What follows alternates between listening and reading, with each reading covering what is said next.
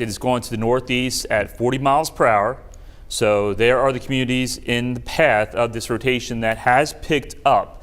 It has picked up very quickly. The National Weather Service was watching things change with the storm orientation. They said if this continues to go in a certain direction, it's going to build more inflow and potentially rotate more. So here are the towns that you want to go ahead and take your tornado precautions at this time. We've got Copeland 1029, Crabtree 1033, Rocky Hill 1036, Botkenberg. Make sure you are taking your tornado precautions. 1039, that rotation is going to be moving right over you. It will get very close to Clinton around 1043, and you want to give yourself some time. Also, I believe we are streaming on THV11's and potentially also YouTube. So if you lose power, you can also watch those platforms as well. Yeah, so we were hoping to get through the newscast, but it looks like we're not going to get that opportunity, but that's fine because storms are moving into central Arkansas now. Again, our first tornado warning of the evening for eastern Pope and Van Buren County. We're looking at a possibility of a developing tornado. We've seen them tonight in northwest Arkansas. So we're going to keep it here on THV11, and then when and if the tornado warning expires, and we will probably shift over to THV11+. But there's a pretty good chance, too, these storms are going to be entering central Arkansas. Here is the area of concern, a couplet. Nathan's got a track on it that we talked about just a moment ago, but this is a shear marker showing you where the strongest rotation is. And if you live upstream here, Dabney, Arkansas, Rupert along Highway 16, Copeland, Arkansas, you're going to be in the path of this storm as it continues to move to the east. Again, a developing situation. A tornado warning just issued until 11 o'clock from the National Weather Service for the eastern parts of Polk County. Here's Van Buren County. This is already an area that is under severe thunderstorm warnings, and these warnings extend all the way down south and west across the river valley into western Arkansas. So we're keeping an eye on this area, but there are more severe thunderstorm warnings that are coming true here from western parts of, let's say, western Arkansas, Scott County, Polk County, northern Montgomery County, and Yell counties. Strong storms are going to be moving to the east tonight. The greatest parameter for any tornadoes still over the northwest and north central part of the state. If you live in Clinton, folks in Clinton, Botkenberg, you need to take this seriously. And if you went to bed, it's time to get up, get the kids, go to the closet, or go to your safe place to take along with you a way to stream us tonight. Nathan and I will be on all of our platforms. Facebook, we're going to be on THV11+, YouTube, and we'll walk you through the exact placement and where this thing's moving. Right now, it's eastern Pope County moving into western Van Buren County. There's Botkenberg. Here's Clinton, Highway 65 and 16. It looks as if the main threat or the main concern is now out of Pope County. This is entirely a Van Buren County warning right now. And this polygon will extend beyond Van Buren County and on the northern and I should say the northeastern end. There's your tornado warning till 11 o'clock tonight. It's within an area, Nathan. We have numerous severe thunderstorm warnings for lots of strong wind gusts tonight. That's a tight couplet, Tom. So if there's not something happening, it may happen at any moment. You can see the yellows there and also the blues. So there is certainly some rotation within the clouds.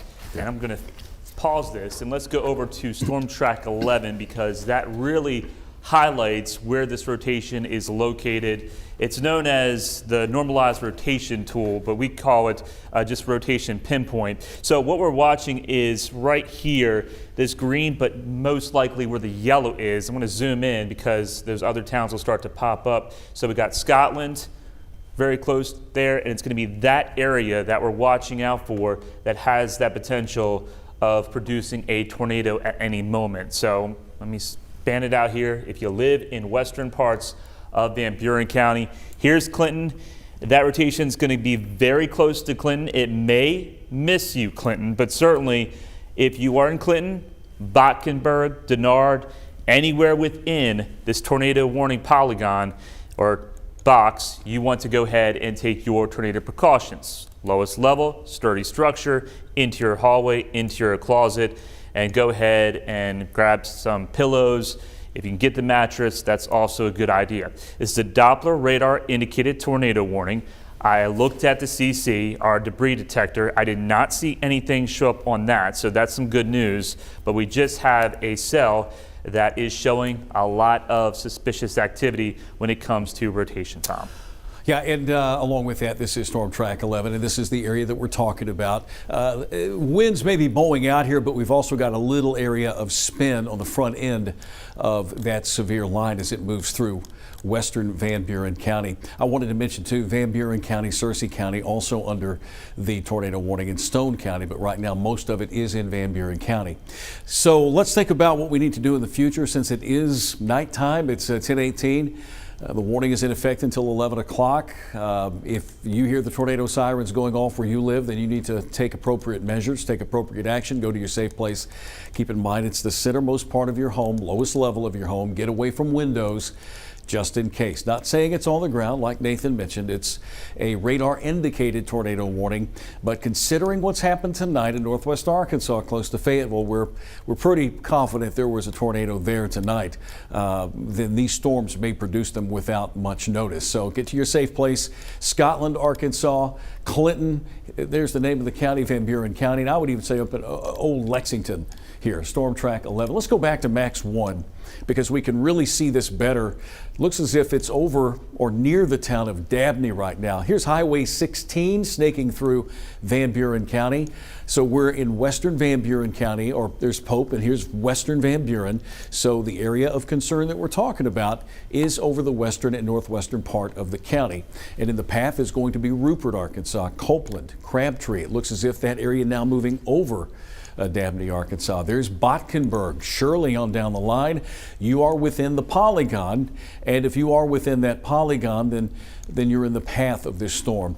There are your locations at 1026 Rupert, Arkansas, 1031 Copeland, Crabtree at 1036, Botkenberg at 1044, Plant at 1047, Old Lexington at 1051. I think that's Arlberg at 1053, and even on down the road, Shirley, Arkansas, 1057. Again, this is a cell, little area of rotation that developed on the front end of this wall of wind that's moving through north central Arkansas. Winds could be as high as 70 miles per hour, straight line winds. And of course, we cannot rule out the potential for a tornado tonight. Nathan? Tom, we have a severe thunderstorm warning that encompasses several counties, and this is a severe thunderstorm warning with a tornado possible tag. So even though you're not under a tornado warning, you still have to be prepared for a tornado warning just because we're in a situation now we have a line of storms and there could be a quick embedded tornado within this line or just ahead of the line. So I want you to be on your guard in the Searcy County, into Stone County, Cleburne County, and also southern parts of Van Buren County, even northern parts of Conway County and northern parts of Faulkner County, because as this line advances off to the east, any one of these cells within the line could produce a quick tornado. When we take a look what's happening around the rest of the region, we have severe thunderstorm warnings in effect for Yell County, Scott County, also parts of Polk County and Montgomery County.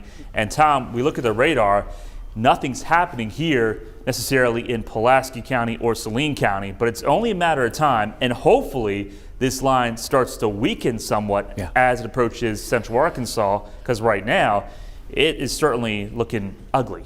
Yeah, we talked earlier today on THV11's about the parameters involved and what our forecast models were indicating that this part of Arkansas, north central, northwest Arkansas, had the greatest potential for tornadoes. And then as we see that line move into central Arkansas, we see that threat diminish a little, but it's still there. It becomes more of a damaging wind, straight line wind threat. This is our 1 hour radar loop, and you can see there's it's a formidable area, and it's bowing out. So even if we don't have a tornado, we've got some very strong wind gusts in excess of 60 to possibly 70 miles per hour. But the tornado warning, for those of you that are watching tonight, maybe the sirens are going off, you popped on the TV. Here in northern Van Buren County, a little farther up the road, you've got Cleburne, Stone counties. It looks like maybe just a little bit of a sliver there of Searcy County. This storm is going to track across and close to the Clinton area. Botkenberg, Clinton, if those areas sound familiar to you, then the area of rotation on the leading edge of that is where this is located. We could see a few more of these spin-ups along this line, and this line extends all the way down into Polk County. The southern extent of this looks impressive, maybe some big hail with that line. But all of the counties that you see here in orange right now are under severe thunderstorm warnings, and the National Weather Service is giving plenty of leeway. They're extending those warnings out a couple of counties because it is, nighttime. The storms are moving kind of slowly. And within the tornado watch box until 2 o'clock in the morning, notice a good part of central Arkansas is not in that tornado watch box. We'll wait and see if they extend it and add a few more counties, but most of the action right now is up here underneath that blue banner. Van Buren, Pope counties, Cleburne County, you folks are under that tornado watch until 2 o'clock in the morning. Here's what live radar looks like once again with that line of storms. Again, earlier tonight, Nathan and I were watching this unfold in northwest Arkansas. Part of the problem was tornadoes. Strong tornadoes. They may have had one or two in northwest Arkansas. We know we had them in Oklahoma, and now the line is finally moving in.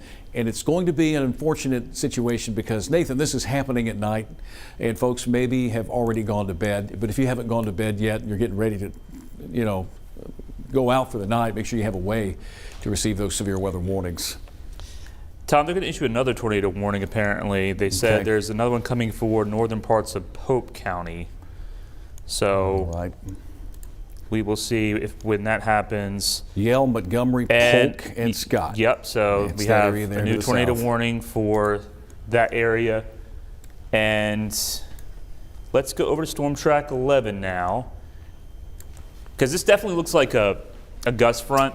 A lot of winds with this, but there could be a quick spin up within that wall of wind. We're not seeing anything just like all by itself. Usually what we look for, of course, is when we have the splotch of the green and the yellow versus an arcing nature to that.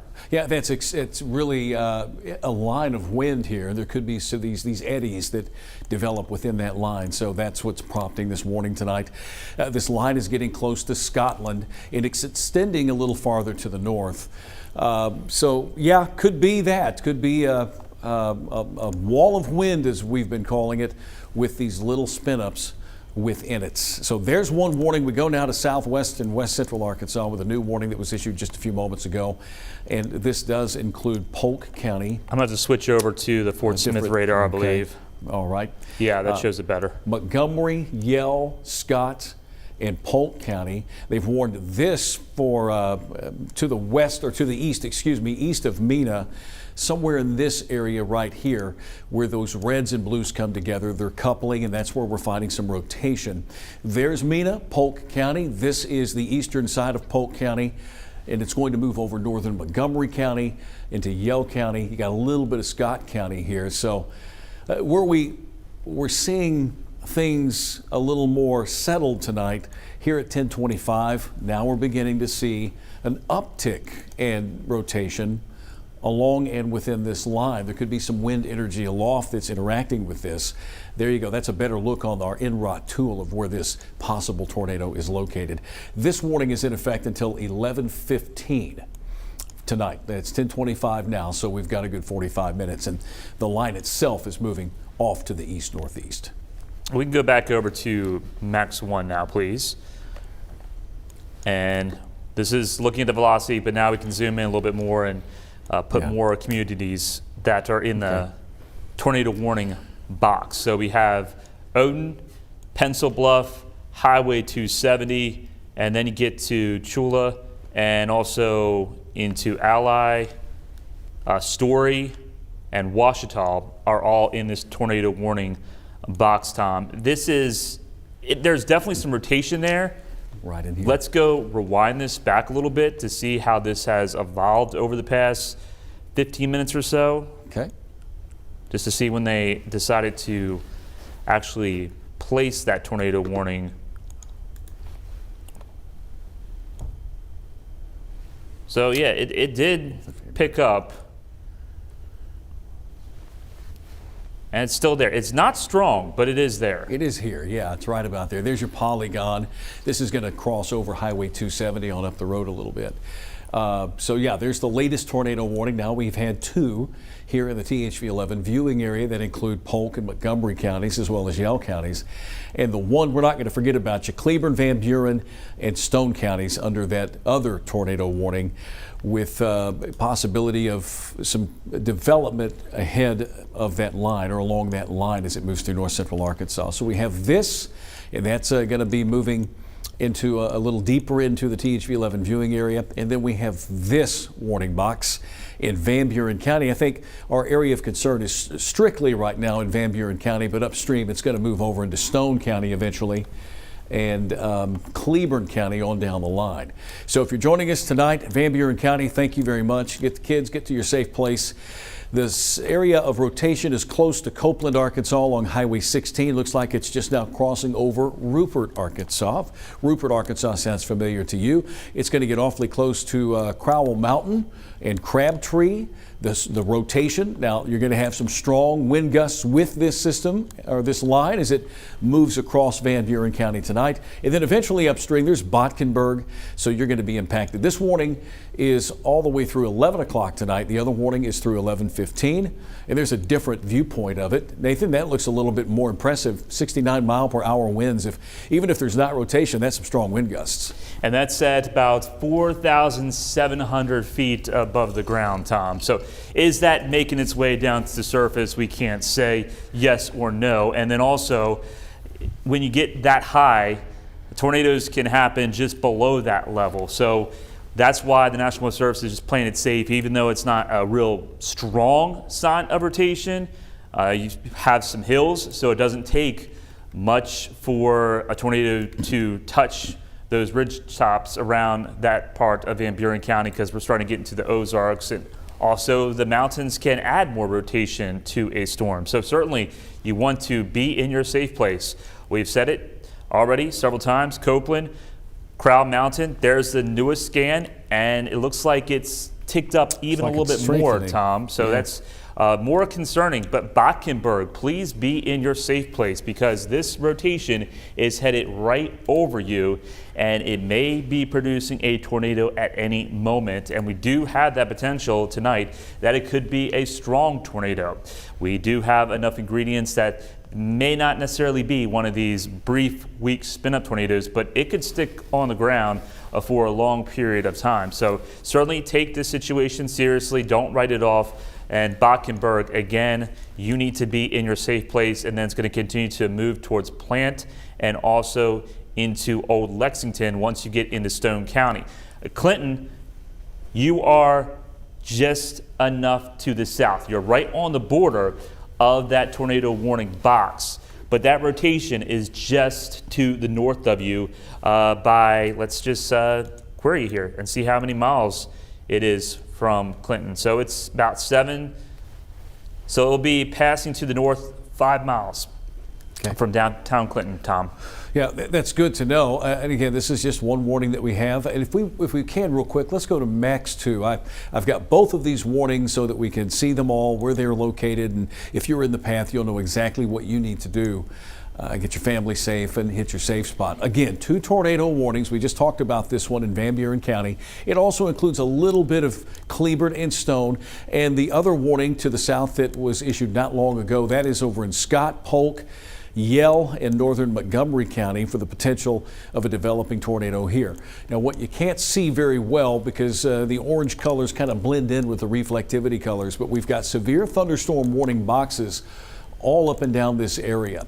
Earlier forecast model projections were that the line would move into central Arkansas around midnight. That's still possible, but in north central Arkansas, the line is really progressing to the east a lot quicker than the southern flank of this, and the southern flank looks like it's got a little bit, it looks a little stronger at this time with maybe some hail, some large hail within that. But our threat right now, 2 tornado warned storms, one in Van Buren County, Stone and Cleburne, the other down around Scott, Polk, Montgomery, and Yell.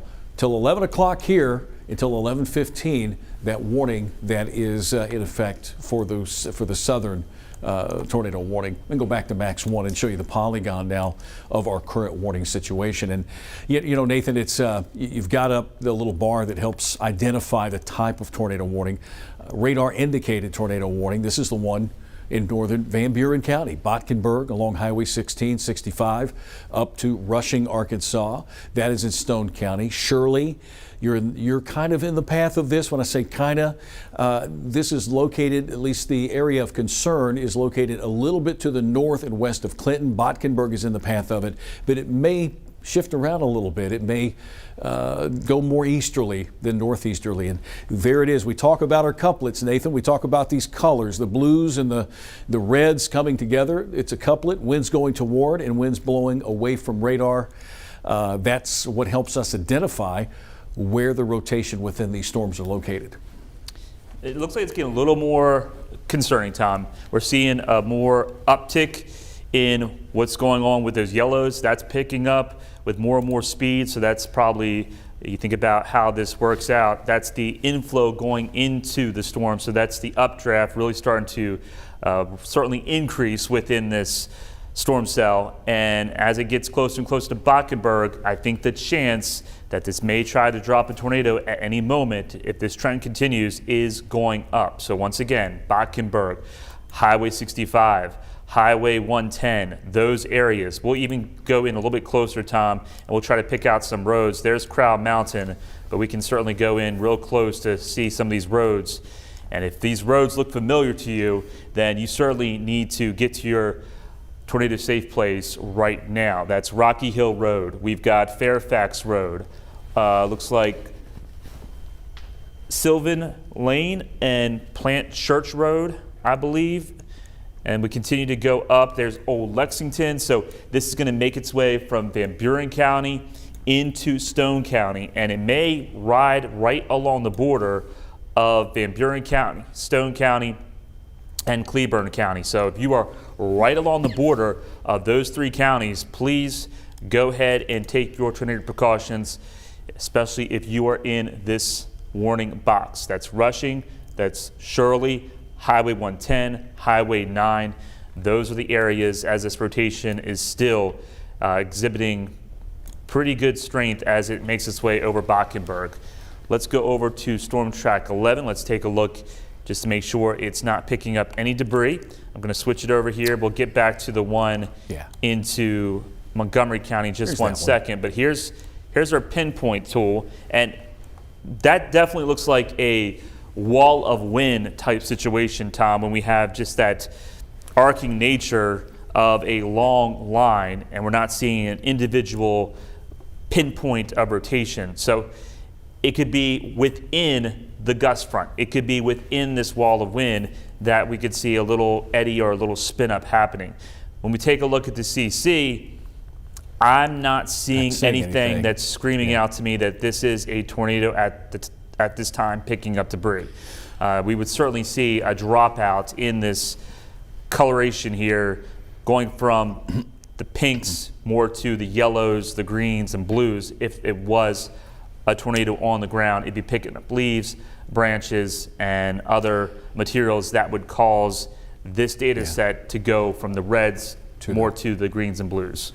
Yeah, that's where we're finding the possible tornado. It's 10:35. I need to mention that, so the THV11 newscast is closed out. We're now with THV11 Plus streaming. We're streaming on our Facebook platforms, YouTube. We're tracking storms tonight. We had planned on joining you at 10:30 anyway, because the line of storms was going to be close enough to the central part of the state, Little Rock metro area. Well, we got about 13 minutes into the newscast, and that tornado warning came down for north central Arkansas, Van Buren County, Stone, Cleburne, and in southwest and western Arkansas, a new tornado warning issued just moments ago. That includes Polk, Montgomery, Scott, and Yell counties. Line of storms, strong line of storms, producing possibly 60 to 70 mile per hour wind gusts, and even the possibility of a tornado or two moving to the east. Here's the polygon that we've been tracking in north central Arkansas, Van Buren County, and it's getting a little more difficult to pinpoint exactly the rotation, but if we have it, then it's, there you go, right there. We back it up a notch or two. Moving to the east, it may be becoming more of a straight line wind threat. This is going to be close to Old Lexington. Surely you're going to be close to, if not in the path of, Clinton. You might get some gusty winds out of it. He showed you where that wall of wind was located. There could be a pretty good shot of 70+ mile/hour winds as it moves through the Clinton area in Van Buren County. Tornado warning for this area. Tornado warning also down in southwest Arkansas. And I think maybe we should, let's go there, take a look at that, what's happening down in southwest Arkansas if we can.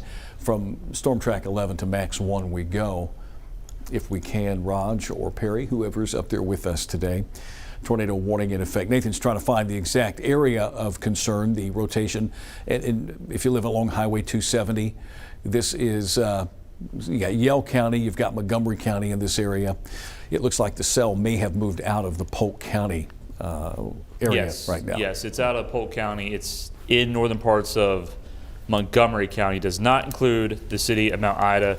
It's just to the north of Pencil Bluff, it looks like, Tom. And it looks like the rotation's come down somewhat. I think that's some bad data right there, switching over from the blue to the yellow, but that couplet's not as strong as what we were once looking at when they first issued this tornado warning as it was going over Highland. You see that more of the couplet right there over Highland, and then progressing throughout time, we've lost that couplet for the most part. It looks like it kind of drifted down to the southeast a little bit. If you see that, because it went from Highland and then it looks like that couplet just kind of drifted to the southeast somewhat. So yeah, it may be trying to reorganize down to the south. We're right in here somewhere. Let me take a moment and update folks that might be watching us tonight in north central and northeast Arkansas. The tornado watch has been extended into a few counties. Let me go back to Max 2 and show you those counties. Tornado watch was just updated. We still do not have a tornado watch for the Pulaski County area. So Pulaski, Saline, Lone Oak, and Grant County, Hot Spring County, not under a tornado watch. The additions have come up here. White County, Woodruff County have been added, Jackson, Lawrence, Randolph County. So Nathan, we're seeing an extension of this tornado watch until 2 o'clock. And the storms on the northern flank have really extended, have accelerated to the east pretty quickly. The other storms are kind of hung up here in southwest Arkansas. 2 tornado warnings, 1 till 11 o'clock. That includes Van Buren County, Stone and Cleburne counties, and we'll go back to that here in just a moment. And tornado warning down around Polk County. Now the storm looks like it's out of Polk, Montgomery, Scott, and Yell counties right now. So you're going to be in the path of this eventually, Garland County and Hot Springs. They're giving us enough leeway tonight with these severe thunderstorm warning boxes. They're extending way out, so you can get your family safe to your safe place. All right. You say you have a camera in Clinton. Is it showing us this thunderstorm? Heavy rain. And the main area of concern of rotation is north of Clinton, but Clinton is still expected to get a pretty good wall of wind with these severe thunderstorms. Look at that. You can see some of the wind-blown rain on the roadways there. So severe thunderstorm capable of producing 70+ or 60+ mile/hour winds, upwards of 70, and possibly a tornado. Let's go back to Max 1, if you don't mind, and we will show you two very intense cells. Probably the strongest cells we have is indicative of that lightning. There's the Clinton, Van Buren County tornado warned storm, and there's the one in southwest Arkansas. I noticed severe thunderstorm warnings have been extended to include western Perry, Garland, Hot Spring, and Clark counties. This severe thunderstorm warning for Van Buren County, that has a tornado possible tag on it. This is regular severe thunderstorm warning, but we do have 2 boxes that have tornado warnings within them. Nathan? You look at the radar, rain data from the radar, Tom, and like you said, there's 2 pieces of this line that was once just a solid line. Now it's kind of breaking away to the north as this accelerates into Cleburne County and also into Stone County, eventually into Independence County. That tornado warning is still in effect for you folks in northern areas of Van Buren County, a small part of northwest Cleburne County, and extreme southwestern areas of Stone County. We're going to take a look at that in just 1 second, but it's getting closer and closer. So the rain, the thunder, the lightning, it's going to start to pick up here into Faulkner County momentarily, Perry County. It's probably still about, I would say, maybe 2 hours away in parts of Saline County and Pulaski County. So we've got a long ways to go. The trend is for it to weaken as it gets closer and closer to central Arkansas. Nonetheless, we still can't rule out, even though we're not under a tornado watch here in Pulaski County or Saline County, don't let your guard down. We could still see a tornado warning through the overnight hours. And we're going to be here watching things all night long. We're not going anywhere. We're going to be right here, especially on THV11's. We're on YouTube. Another thing to keep in mind, if you are watching streaming and you are under a tornado warning, it is going to be delayed by a couple minutes. So it takes time for that data or that signal to reach you. And just remember that. Don't be like, hey, we have this amount of time. We always want to give you enough notice in advance. And with streaming, it can be delayed by 1 or 2 minutes. Yeah, so just to kind of recap, things got underway earlier this afternoon and this evening in northwest Arkansas. These storms produced tornadoes in northwest Arkansas. I'm just going to go out and say it. There's going to be some tornado damage up around the Washington-Benton County area. And those were the storms we were watching. Now, as they progressed to the east, they became more of a line. And now we're seeing a couple of them become more representative of having more rotation, not necessarily supercellular, but maybe rotation within the storm. Now, these storms, if they do produce tornadoes, Nathan touched on a good point just a moment ago, that the parameters around northwest, north central, and even western Arkansas means that we could have strong tornadoes. If they reach ground, they could follow a pretty good path for a while, EF2 or stronger tornadoes. And this is the storm now up in Van Buren County near Botkenberg. He just put a 77-mile-per-hour marker on that storm, and that storm looks like it is updated and is now moving away from your marker. It just updated and moved away from it. 77 to a good try. minus 18. Okay. Yeah, but, well, let me just erase that then. Right. So he was just trying to pinpoint exactly where the strongest winds, where the area of rotation is.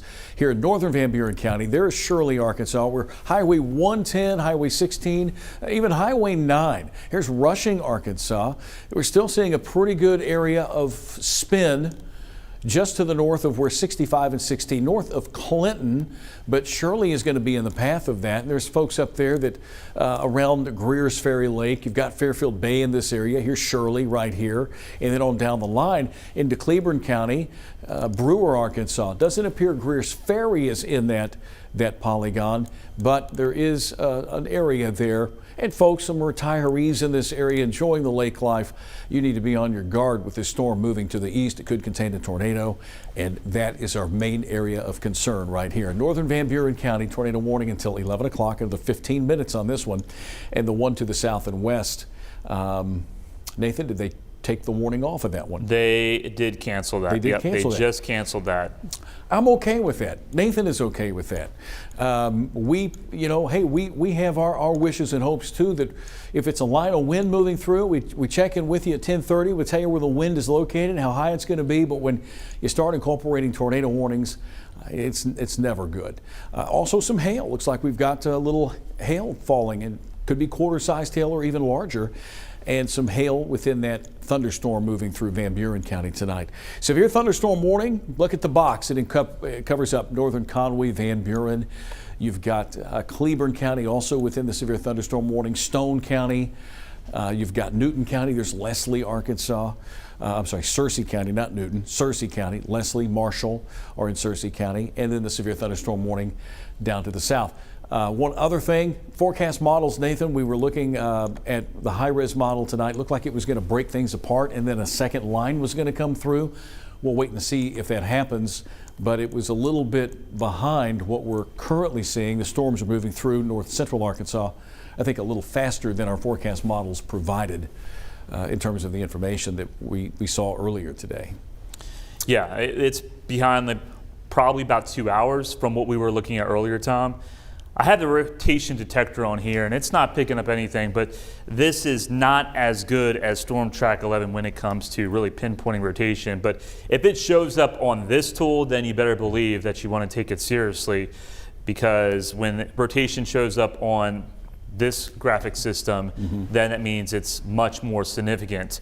Our Storm Track 11 picks up on more detailed areas of rotation. That could be pretty minor, but it could uptick. So right now, I'm not seeing anything of too much high concern. When we take a look at the winds, there's still a couplet there, but it's not as strong as what we were once looking at. So Bockenberg, you're in the clear. Clinton, you're also in the clear because that line has made its way through. That's right. And now the dangerous area is going to be to the east of Bockenberg and Clinton, approaching the corner of Van Buren County, getting into Stone County, Tom.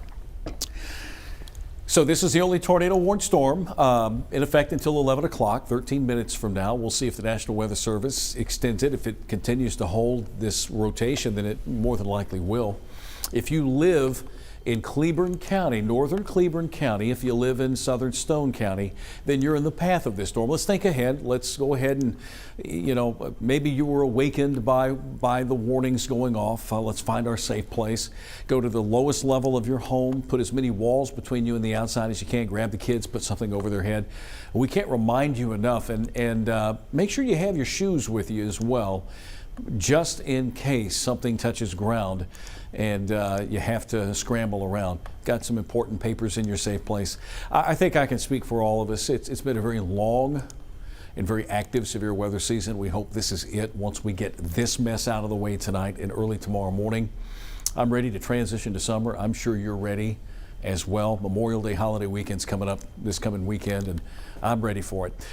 There is your polygon right here, Botkenberg, Clinton in the clear, but we're looking at this area right here. Here's Shirley, there's Rushing. Rushing, you are in the path, direct path of this area of rotation, not a confirmed tornado, but radar indicated, and that's enough for the National Weather Service to put this warning. There's a warning, tornado warning till 11 o'clock. There's also a severe thunderstorm warning for the very strong winds, 60 to potentially 70 plus mile per hour winds within this line.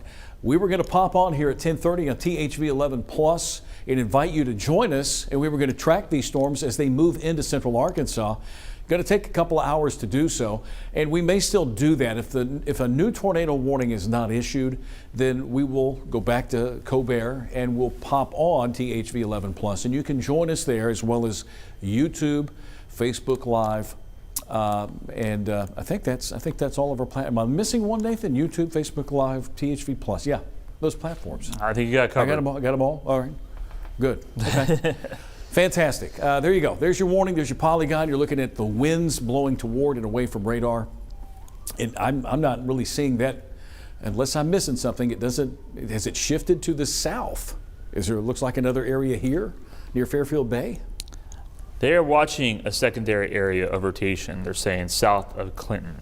Okay. I guess here. Hasn't gotten to the point just yet. It's weak, but there's a surge of wind, and that could allow for a storm to rotate. Also, these winds, Fairfield Bay, Greers Ferry, Edgemont, when we query this, and remember, this is still about 4,000 feet above the ground. You can take it full if you need to, gentlemen. There could be winds, even if you don't have necessarily a tornado, you could still get winds of 55 to 65 miles per hour if this is indeed transferring from the middle of the cloud down to the ground. So be prepared, Greers Ferry, Fairfield Bay, Edgemont, because we do have a severe thunderstorm warning in effect for those areas, and I think the severe thunderstorm warning will likely be extended into the rest of Cleburne County, probably Independence County, because that's just been the story of the National Weather Service looking at the radar signature. We told you this was most likely going to be a damaging wind threat versus a tornado threat, but there could be embedded tornadoes within this slot. Some encouraging news, Tom, is I looked at the power outages in Van Buren County, and as of right now, I'm just going to refresh it just to make sure I'm not saying something I shouldn't be. We have 93 customers without power in Van Buren County. So that's good. That's not a lot, but I don't know how many customers there are. There could have been, a weak touchdown, or it could just be the high straight line winds producing some power outages in that area. You can almost see where the wind field here east of Clinton Right there where the blues meet the oranges or the reds, where the strongest winds are located. He pinpointed an area south of Clinton that also might be trying to spin up here. The tornado warning that was in effect earlier around Polk, Scott, Montgomery counties, that's actually canceled. It was canceled not long ago. But I got to say, in terms of the most impressive looking line of storms, Nathan, I think it's that line in western and southwestern Arkansas from Scott County down to Howard and Sevier counties. That line looks a little more impressive. It looks stronger. The line kind of breaks up as you get toward Conway County, and then you've got this area that's also looking pretty strong. Let's go to Max 2 and take a look at that real quick. There you go. Here's your warning that we're talking about. There's that line right here, western parts of Yell County, northern Montgomery, extending back into Howard and Sevier counties. So this is the area that had that other warning. It has weakened. It may spin back up. We'll keep an eye on that. This will impact central Arkansas probably within the next hour and a half to 2 hours. So we're looking more than likely around midnight if it holds together. Then it kind of breaks apart. Models were indicating that it may break apart a little bit toward the evening hours. We lose some of the overall parameters, severe weather parameters, but still northwest and north central Arkansas have the greatest tornado threat for a little while longer. Tornado warning until 11 o'clock. And this is 7 minutes on this warning. And it looks as if maybe Stone and Cleburne, along with Independence County, may be seeing an extension with that tornado warning. Nathan?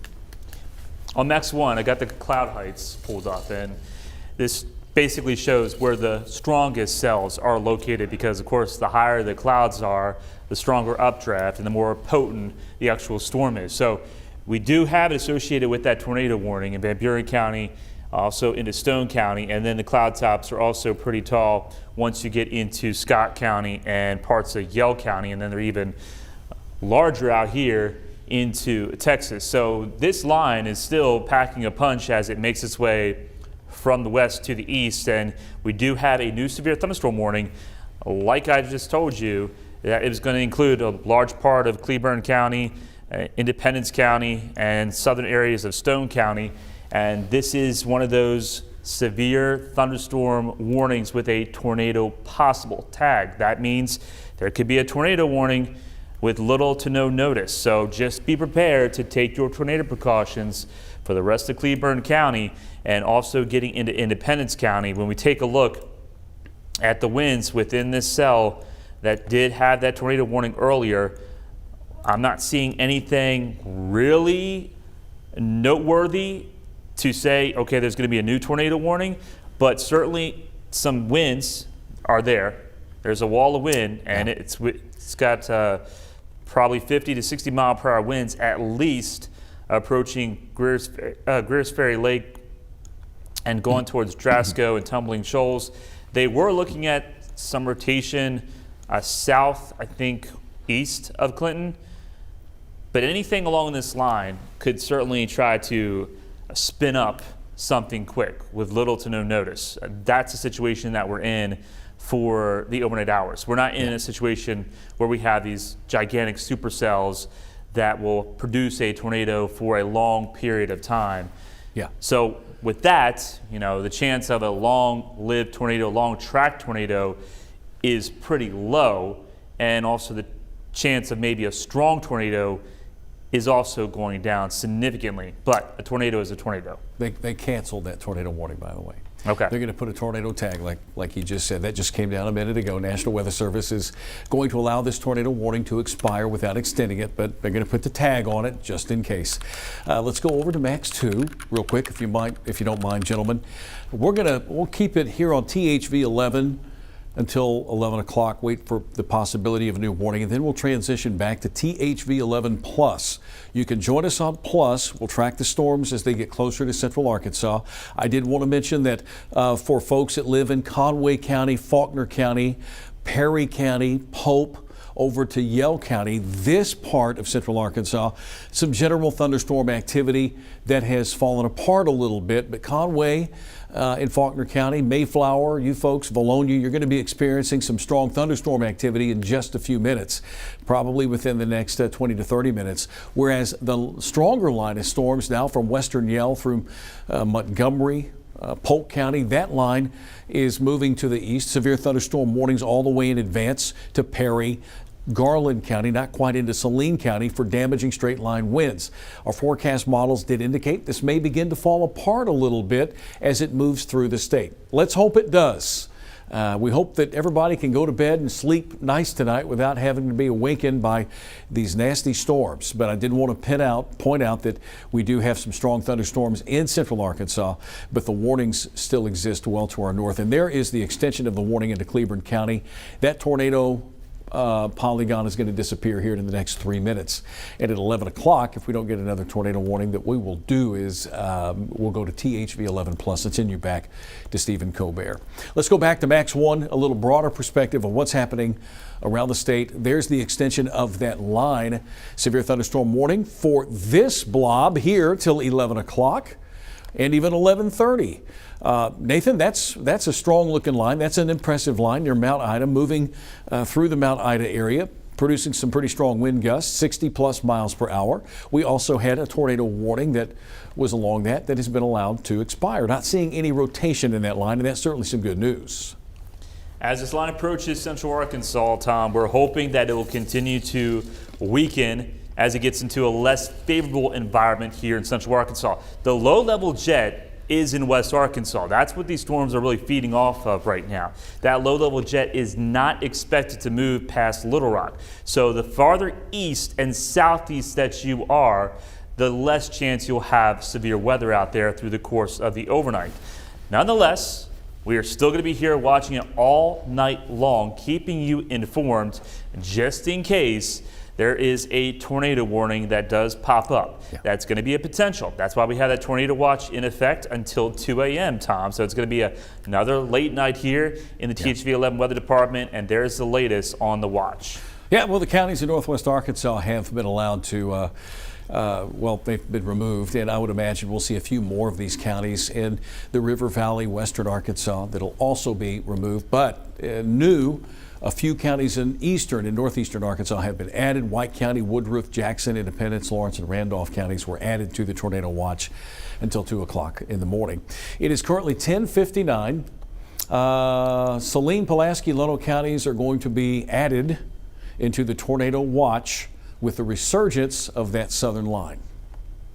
So there we go. Yeah, we said, hey, you can't write it off just because you're not technically under tornado watch. Even if you're adjacent or neighboring county to tornado watch, things can change, all dependent upon on how a storm event works out. And it looks like this is going to maintain some of its strength. There's still some ingredients favorable here in Saline County and Pulaski County for these storms to rotate and still produce a potential tornado. Hopefully that's not the case, but make sure if you have to go to bed, you have several ways of getting warning notifications. Make sure those warning notifications are not turned off. A lot of people do that, Tom.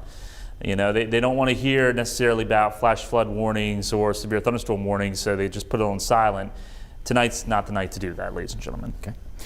Yeah, so just have ways to receive severe weather information. I mentioned that Nathan and I would be joining you on THV11+.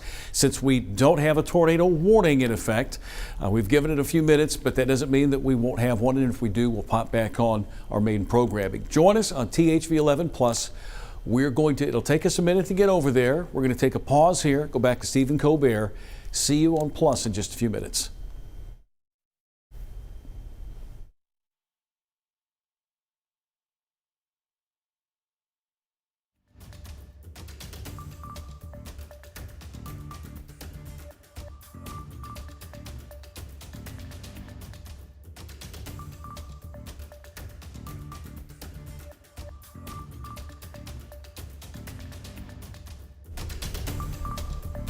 Well, good evening, everyone, and thank you for watching.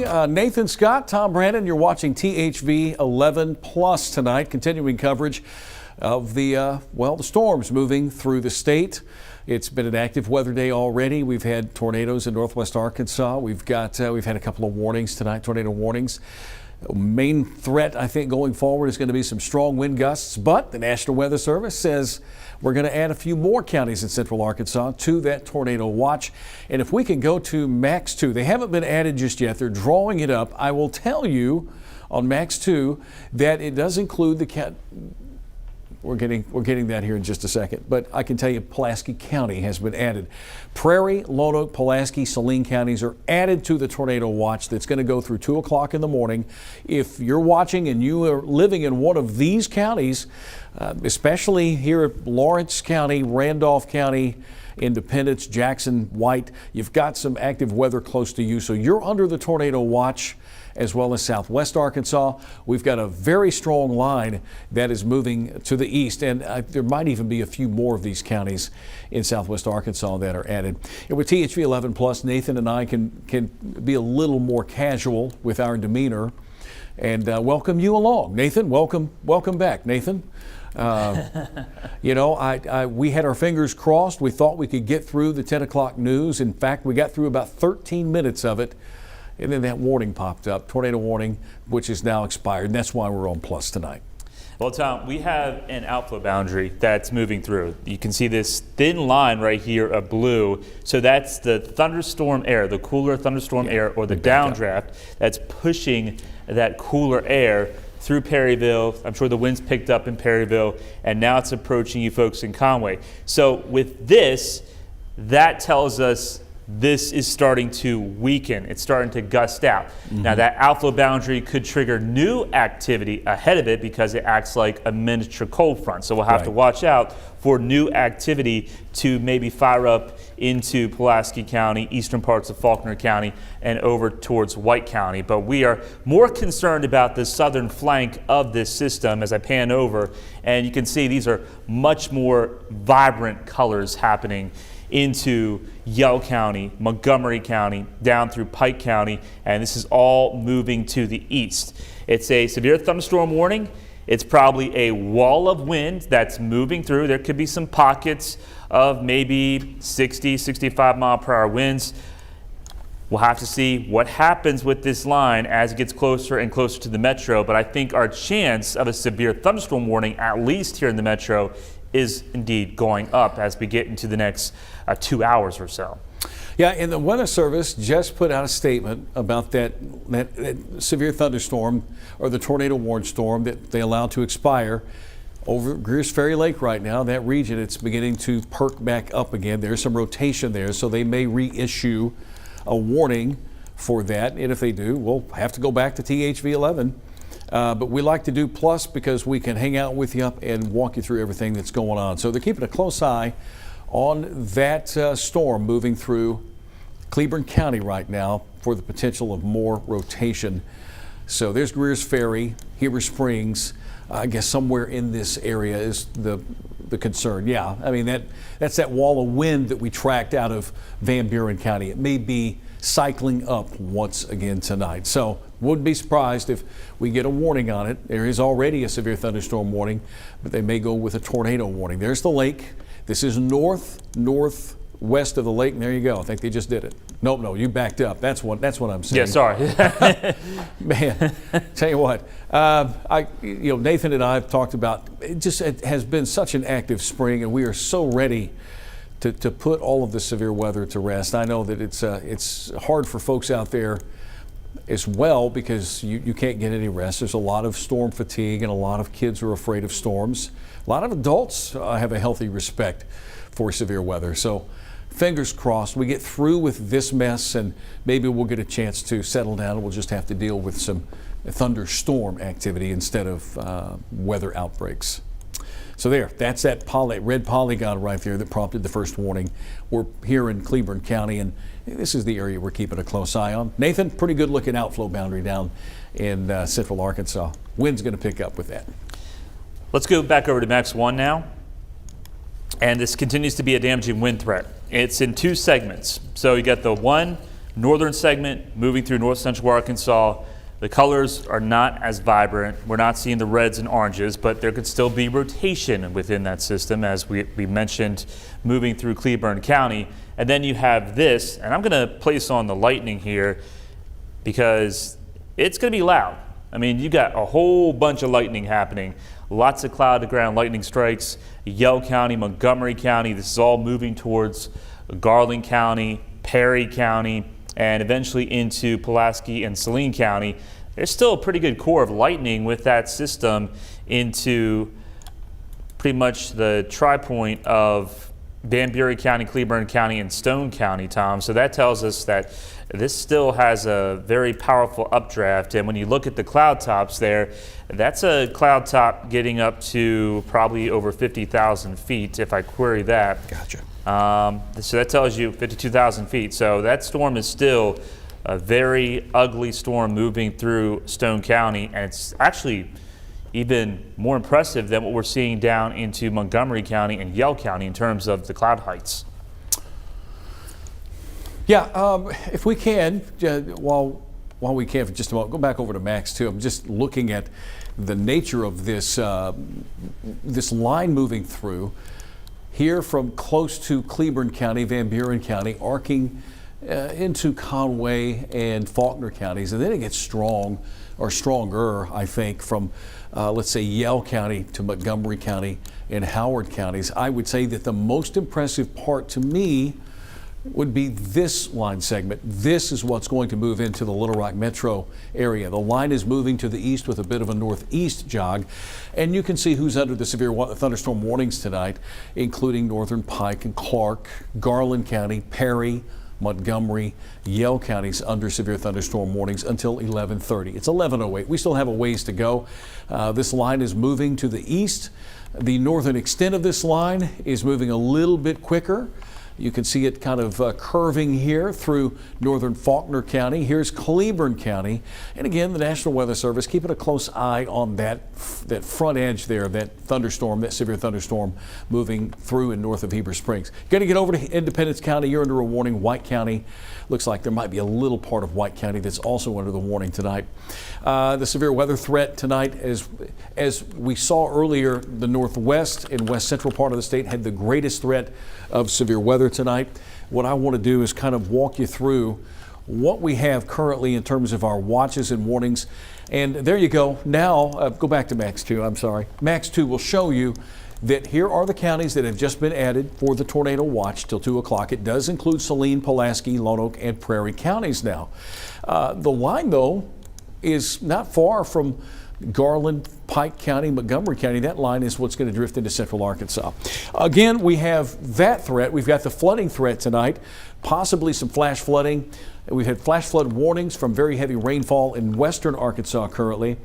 And the severe weather risk has been altered by the Storms Prediction Center to reflect that the severe weather threat really in northwest Arkansas has come to an end. There's still a little moderate sliver here, but I think the storms are pretty much past that. I would say that really from near Mountain Home, Harrison down to Mena, the severe weather threat has maybe not come to an end completely, but it's much better. We still have the enhanced risk here in central Arkansas, and the hazards indicate that a tornado could still occur here. So we've got that tornado watch in effect, and now Little Rock and central Arkansas is under that watch. Hail could still be up to tennis ball sized and winds of 60 plus miles per hour. Still have a little ways to go, but western and northwestern Arkansas are beginning to see most of the bad weather come to an end. Depending on the speed of the system, tomorrow we could have another brief round of some showers and storms. Most of it should really wrap up tonight, but there is still a little bit of a risk on Tuesday. It's just Monday. Man, these early week severe weather scenarios just feel like a whole week in their own right. But there's your slight risk of severe weather for eastern Arkansas. The better chance of some severe weather there it lies over in western parts of Tennessee and northern Mississippi. The severe weather outlook and hazards for tomorrow: you've got a low wind risk of hail, winds, and you certainly cannot rule out the chance of a brief tornado. So that updates you on what's going on severe weather-wise for the rest of the night. Tonight, we can go back to Max 1 and we'll get Nathan back in here. I hear you furiously typing away over there, Nathan. What are you? not typing. It's the mouse. It's the clicker. Oh, you're clicking away. Yeah, okay. I was looking at data with the maximum wind gusts that's been happening across the region, and the highest one I could find so far is a 52 mile per hour wind gust at Russellville that happened 5 minutes after 10 o'clock. So technically that is just below severe criteria. Severe thunderstorm is a wind gust of 58 miles per hour greater because it's 50 knots. So 50-mile-per-hour winds are still gusty and still can get your attention. So I haven't seen anything too crazy out there, but we'll have to see what happens with this line off to the west that's moving into Mount Ida and eventually into Hot Springs to see what kind of wind gusts that will register as it moves through those counties and eventually moves here into Little Rock Metro. That's going to be the line that we're going to have to deal with here in the Little Rock Metro as we get into the next 1 to 2 hours, Tom. And if we can go to Max 2, I'll show you the current warnings. We still have the warning up in the lake region here in north central Arkansas. That's tornado possible tag. That extends into Independence County. Plain old run-of-the-mill severe thunderstorm warnings for Pope, Conway, Perry, Faulkner County. Yell County, you're under a couple of different severe thunderstorm warnings, and even a little bit of northern Howard County with a tornado tag on it. So we've had an active night. We continue with the severe thunderstorm warnings and even a few more in North Texas. It's this area here that will move through the Little Rock area probably around midnight, 12:30. So that timing may work out with what some of the forecast models. And then after that, the models kind of have it falling apart moving into eastern sections of the state. We'll see. Again, the tornado watch is in effect until 2 o'clock in the morning. That it covers up central, north central, western, and southwestern Arkansas. And right now we don't have any tornado warnings. I don't want to jinx it. Excuse me.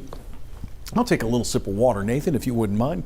Yes, let's go over to Max 1. Yeah. I'm zoomed in here on to Yell County because it looks like there's a little surge of wind starting to develop into parts of Yell County where you see these darker blues popping up here in Ola and just to the south of Dardanelle.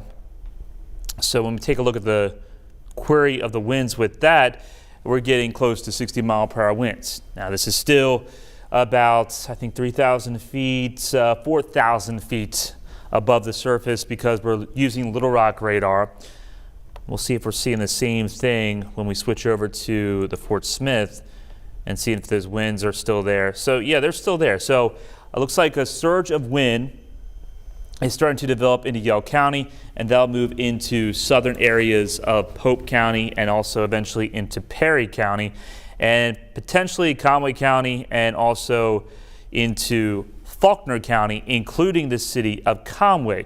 That could see some gusty winds of 50, 60, maybe as high as 65 miles per hour. So that's why you had that new severe thunderstorm warning in effect until 12:15 for those areas. When we take a look at just the warnings now, there's the warning, including a large chunk of Conway County, western parts of Faulkner County, and then we have that severe thunderstorm warning in effect for Garland County, northern parts of Pike County, northern areas of Clark County, and it looks like we do have a tornado warning that has been issued for Howard County.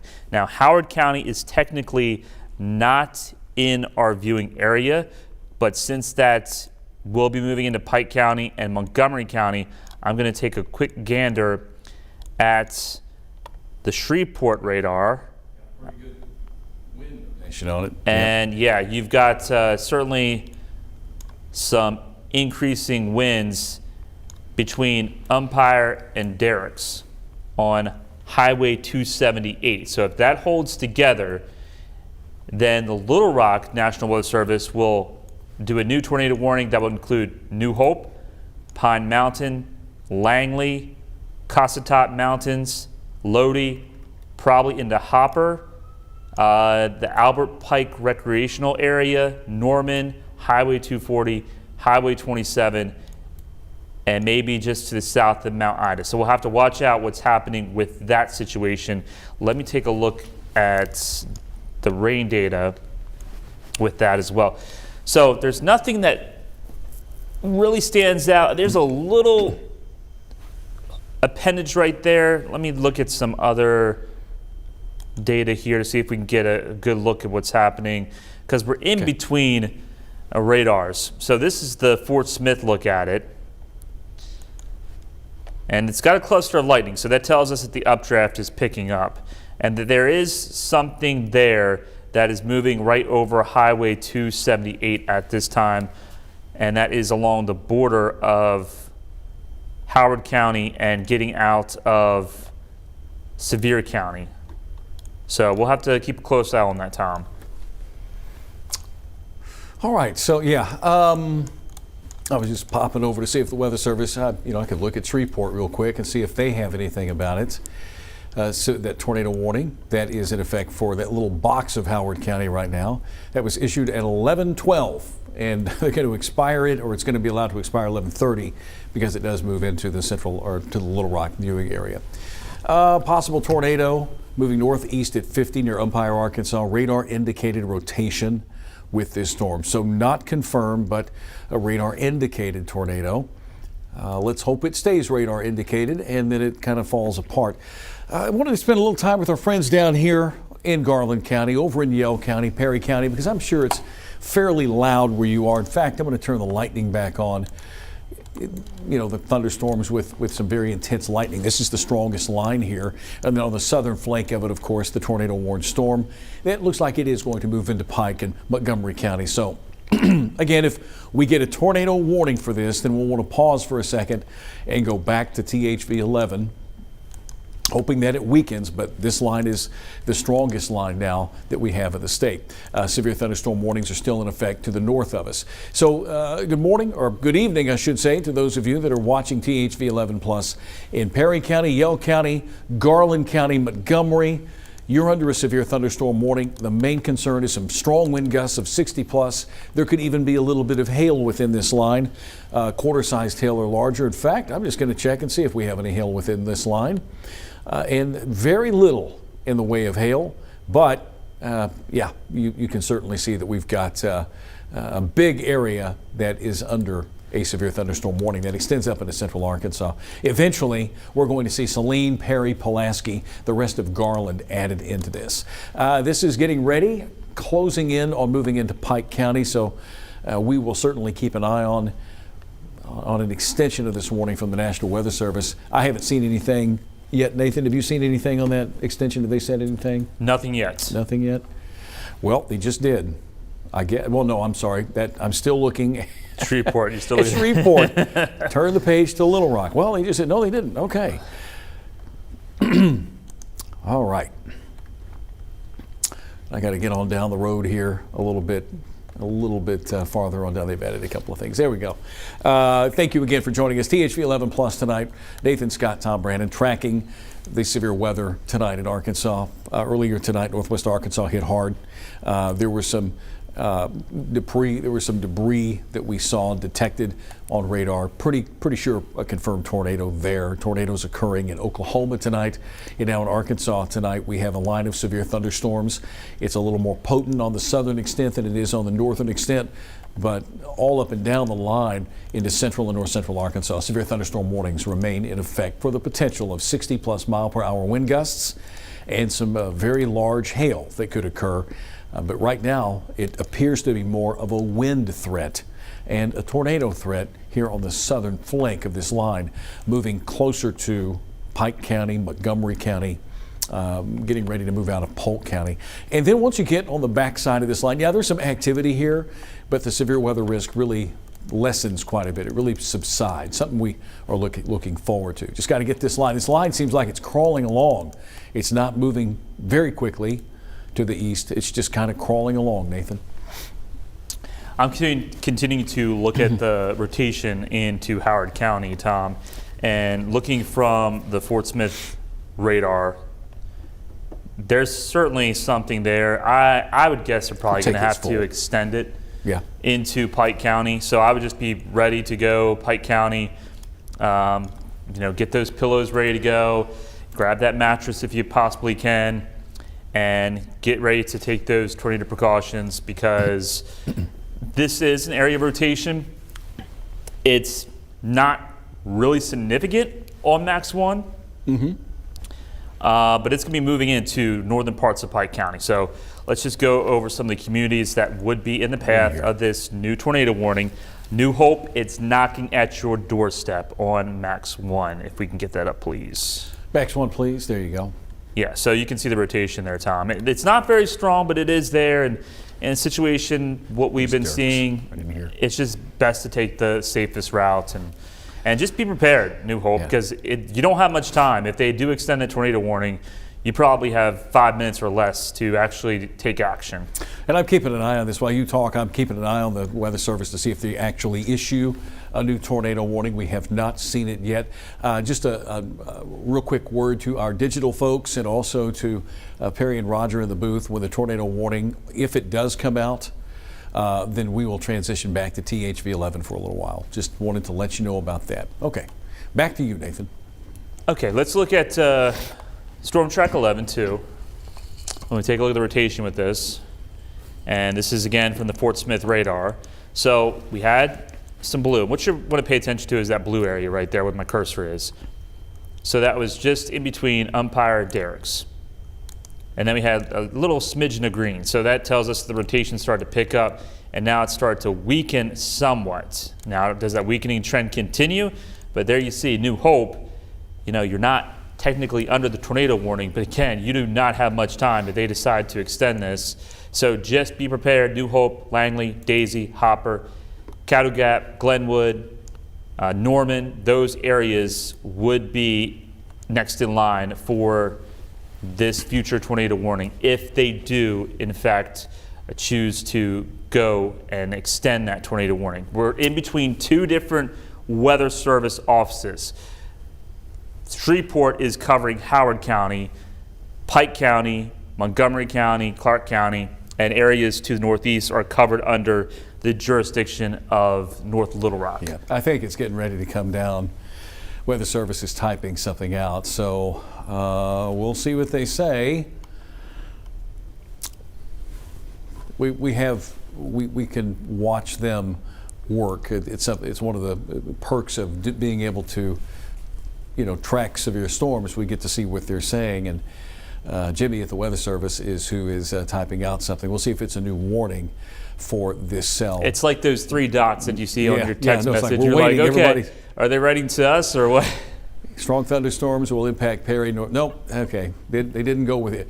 A special weather statement, though, has been issued for Saline, Perry, Grant, Central and Eastern Montgomery, Faulkner, Garland, Yell, and Pulaski County, talking about strong thunderstorms that will begin to impact.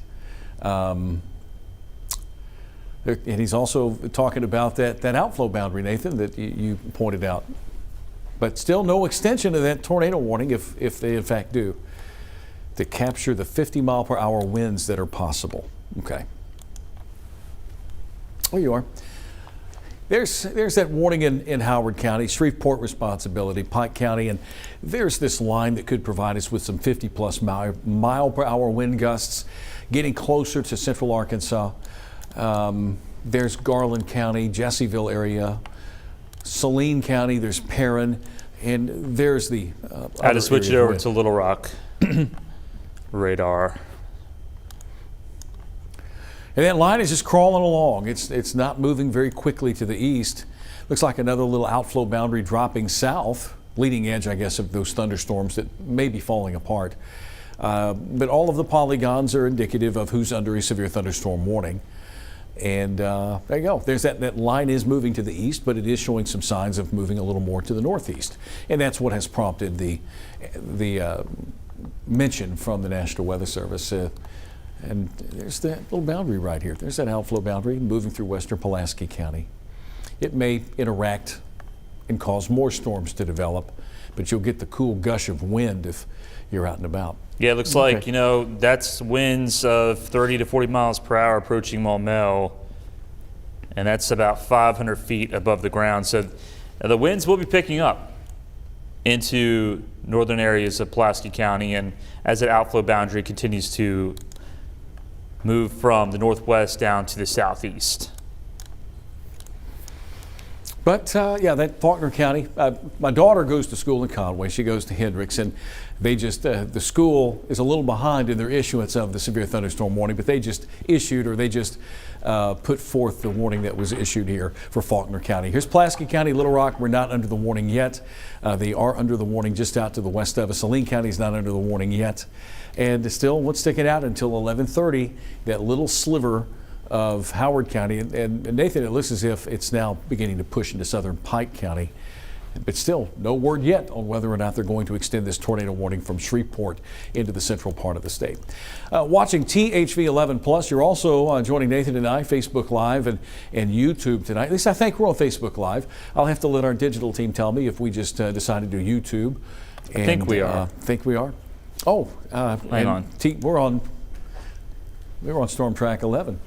There we go. It's like we turn the channel. Need a clicker. Turn the channel there. I was trying to check. Live winds will show you the that little area, northern Howard County. There's yes, we are live. We are on Facebook. Thank you. Just a confirmation. We're on Facebook.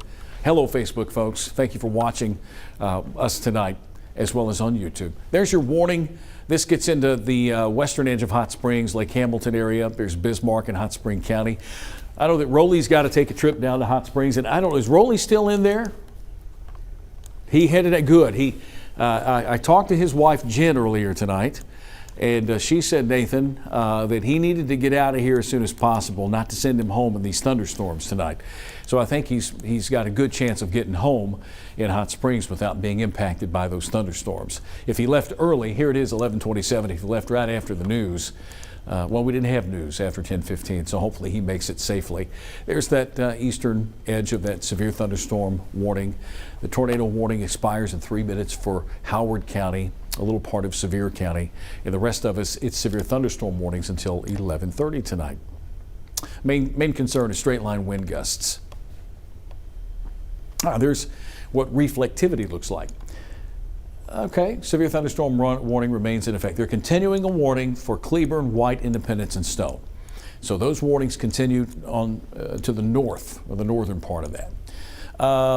What sticks out, Nathan, is it's not as intense of a line as it was earlier. So maybe we're beginning to see a little bit of a breaking apart, or maybe less intense line of storms moving across central Arkansas. I hope I didn't speak too soon on that. We are losing daytime heating as well, Tom, so that's all going to help with the weakening trend.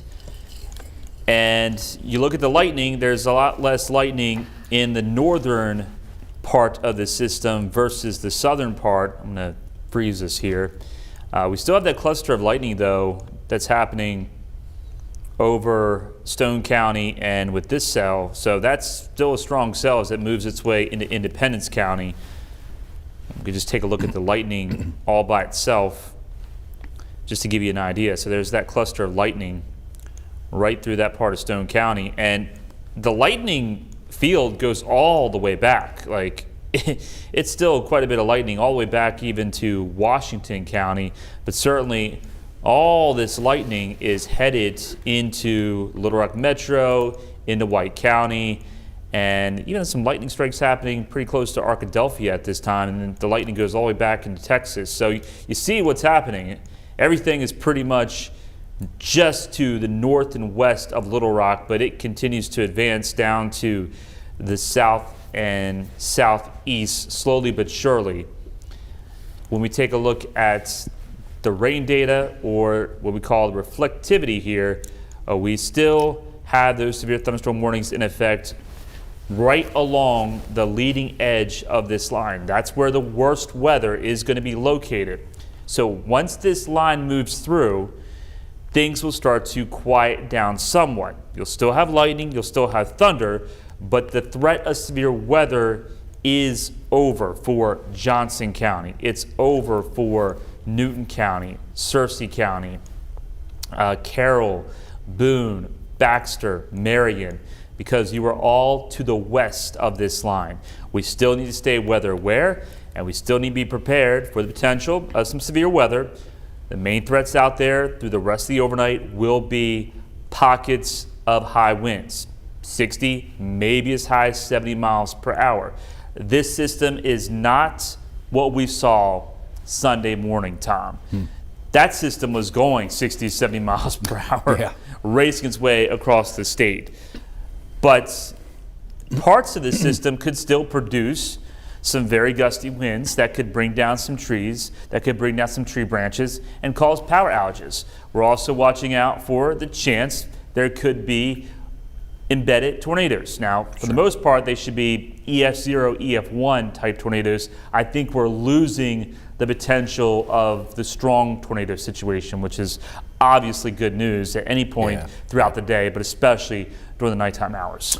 You know, you mentioned that complex early Sunday morning, and you know, just kind of a different environment behind a boundary, complex of storms traveling in the northwest flow, pseudo-northwest flow aloft, northwest to southeast. Maybe didn't pose a tornado threat as much as that damaging wind threat. This is a little bit different tonight. You got an upper level trough of low pressure that's acting as your lifting mechanism, and it's got what we call a negative tilt to it, and that allows for a little bit more oomph and more spin to develop. And that's what's going on with this tonight, with this area, and hopefully we can get a cool front through here by tomorrow morning. Still a chance of storms tomorrow afternoon and tomorrow night. The upper level support is moving to the north of us. The wind field that supports rotation in these thunderstorms also tracking away from us. Losing the instability or the cape and daytime heating is helping. But again, still some formidable storms out there. And I'm keeping a close look on this one in Garland County. Looks like it might be trying to grow a little appendage on the southern end there, but still posing a very big damaging wind threat. While I'm thinking about it, Kevin, you still up in the booth with me? You still up there with, you're not? Perry, would one of you gentlemen make sure that our warning bar is playing on THV11? Thank you very much. I don't think it is. I'm looking up in the booth and I can see Colbert. Roger, thank you. That was, we kind of got all wrapped up in this during the newscast, and we haven't turned it back on yet to alert people that that little bar at the bottom of your screen will tell you who's under these warnings right now. So yeah, we've got warnings, severe thunderstorm warnings. There's your pocket once again in central Arkansas, Faulkner County, Conway County, Perry County, looks like a little part of Pope and Yell County under a severe thunderstorm warning. That line is moving to the east-northeast, and it's got a little more oomph to it. You got it?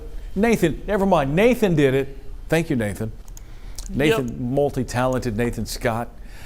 Working 3 computers over there and the warning computer. It's a lot of multitasking, but I'm used to it. I don't think I've ever known anybody that can multitask like you when it comes to all of this. I mean, it takes a lot of practice. Yeah, it does. And I know you're fatigued. And I don't mean just tonight. I mean just with everything that's been happening. It's been a very active spring, and yeah, we're ready for a little bit of a break.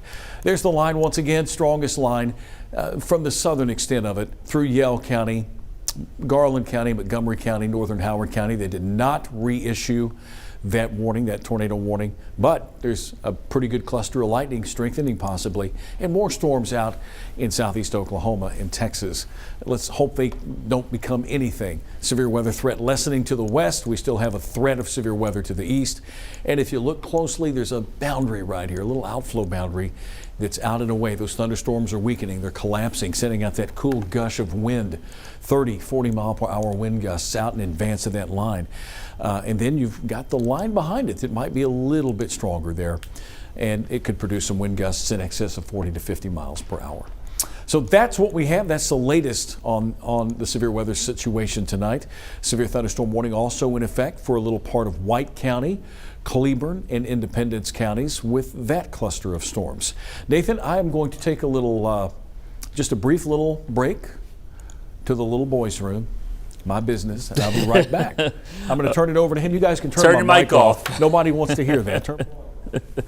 Okay, so while Tom goes and takes care of that, we'll just go over things once again of what we're expecting through the course of the overnight. Here's some good news. The cloud heights, they continue to drop. We did have cloud heights earlier, 50,000 feet or more. That was shown with the reds popping up here with those tornado warnings that were issued earlier. Now the cloud heights have really started to drop off somewhat. So that means the storms are not as intense. When you don't have high cloud heights, therefore you don't have powerful updrafts like what we did have earlier. When we take a look at the rain data or the reflectivity data, We still have a line of storms. It's still loud out there. Don't get me wrong. Like, it's still going to be loud. It may keep you up, especially if you don't like lightning and thunder. But right now, there's nothing really standing out as this is a dangerous situation. We have some gusty winds, and winds of 50 to 60 miles per hour can still bring down tree branches, can bring down a tree, and can cause some minor structural damage. So we'll have to watch out for this as this wind, you see the brighter blues there, Morrilton, Perryville, about to approach you folks in Conway. When we query this wind to see what the data is saying, we're getting winds, that's a good gust. That's a 40 to 50 mile per hour gust. Now, severe thunderstorm warning, it's got to be technically 58 miles per hour or greater. Could this be accelerated as it makes its way down to the ground? Yes.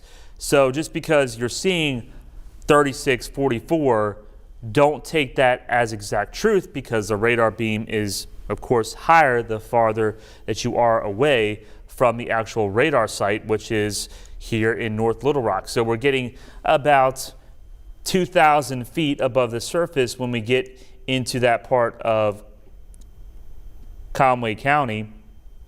And let me see how high we are, just to make sure that we are about 2,000, 3,000 feet. Yeah, that's what we are looking at.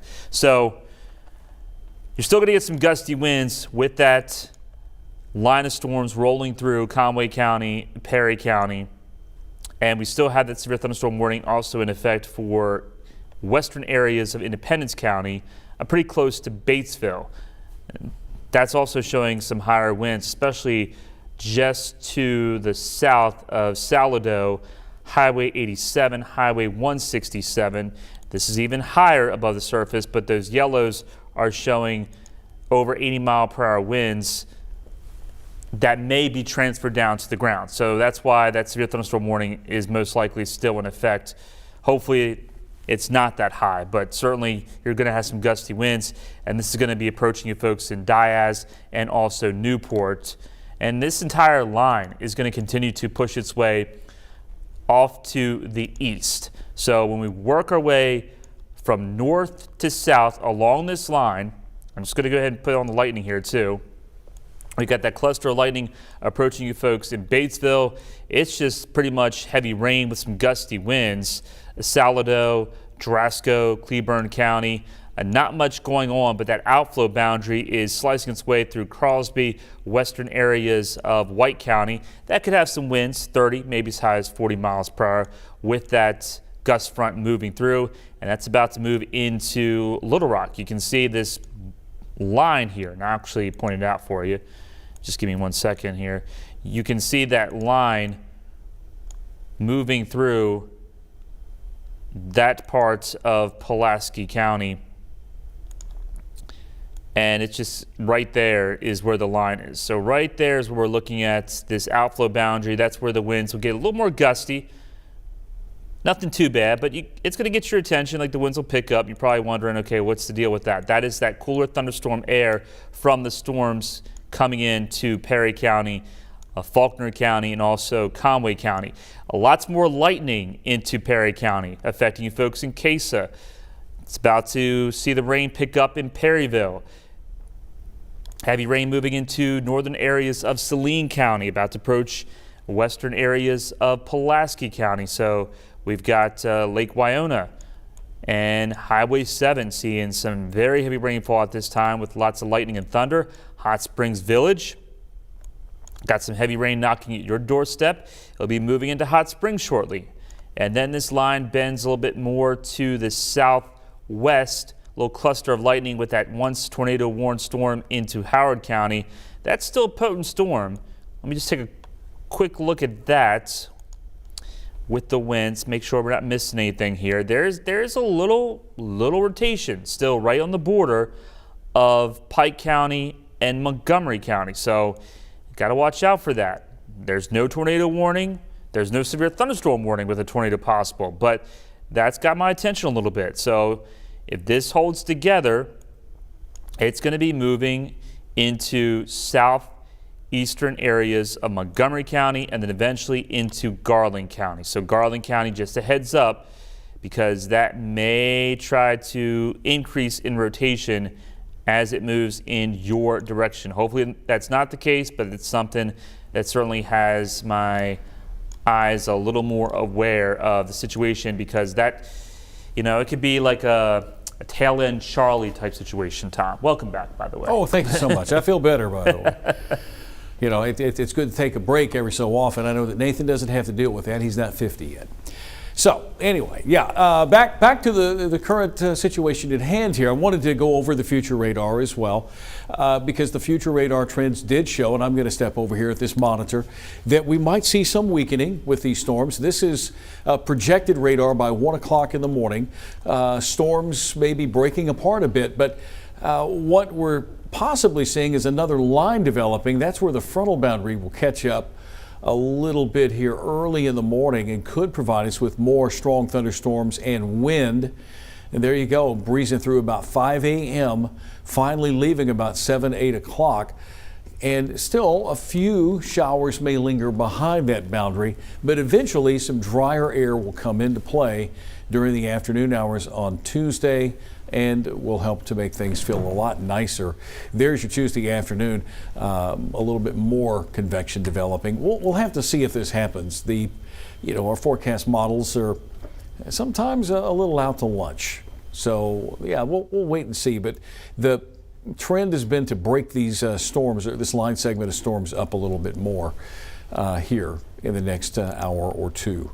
So let me go back over to our warnings page, because we're losing warnings.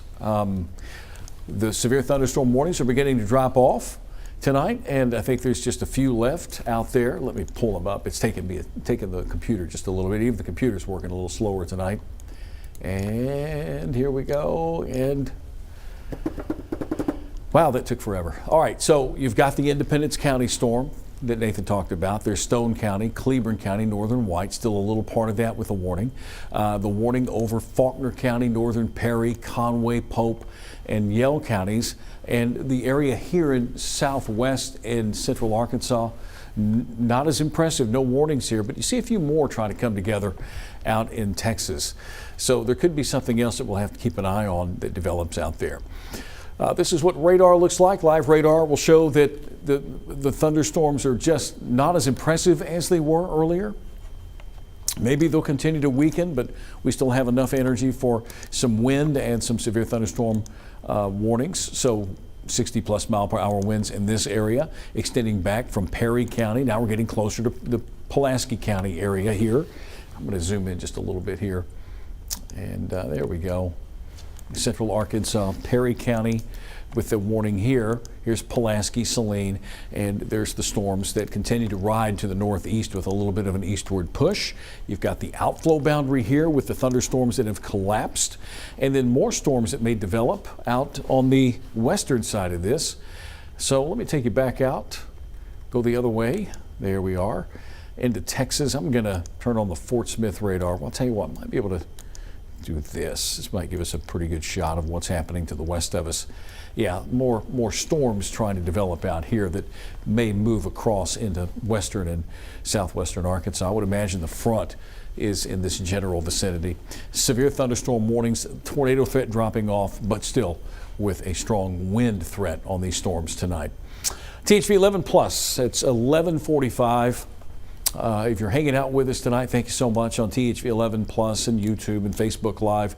Nathan Scott, Tom Brannon kind of walking you through what's happening the rest of the night tonight, and waiting for any new warnings from the National Weather Service. And Nathan, I think that we'll both agree that if the storms just completely die out here in the next hour or two, we'd all be very happy. We would all sleep better tonight for sure. And a lot of people are wondering, Tom, can I go to bed? Sure. I don't want to stay up. We're getting questions on Facebook saying, is it okay to go to bed? Is Jacksonville okay? They want to know location by location, of course. But you know how it can be. It looks like there's going to be nothing happening. All the warnings are gone, and then all of a sudden there could be one tornado warning that happens. So that's why we're going to be here all night long. With that said, if you feel comfortable in going to bed, go to bed. Just make sure you have several ways of getting warning notifications. If you have to work tomorrow, like a lot of people do, we don't want to rob you of your sleep. This is not a situation that it's like you have to stay up. This is a situation where most likely it's going to be just heavy rain, some lightning and thunder, some gust of wind, and then it'll wind down. But there is the chance there that there could be a quick spin-up tornado. And that's why we have done this on THV11's to keep you informed. This is, like Tom said, a brand new way as technology has advanced throughout the years, and as more people kind of just want more weather coverage. We can't always give that to you on basic television, but with this type of platform, streaming, YouTube, we can geek out a little bit more and hopefully calm some of your fears. Speaking of geeking out a little bit more on this, what is the latest in terms of the overall tornado parameter tonight? What are the models saying going forward, Nathan? With because you have the computer over there that you can pull it up real quick. Is it looking better? Is that tornado threat really dropping off? And on Storm Track 11, I guess we could pull it up and take a look at it if we need to. The parameters are still there. Yeah. But you look at the trends, these storms are struggling a bit for the most part. They're not really becoming intense like they could, even though we do have ingredients in place. This is the violent tornado parameter. So this is where it's going to be, a really strong chance that there could be a significant tornado if everything came together perfectly. And there is a bullseye over west central Arkansas.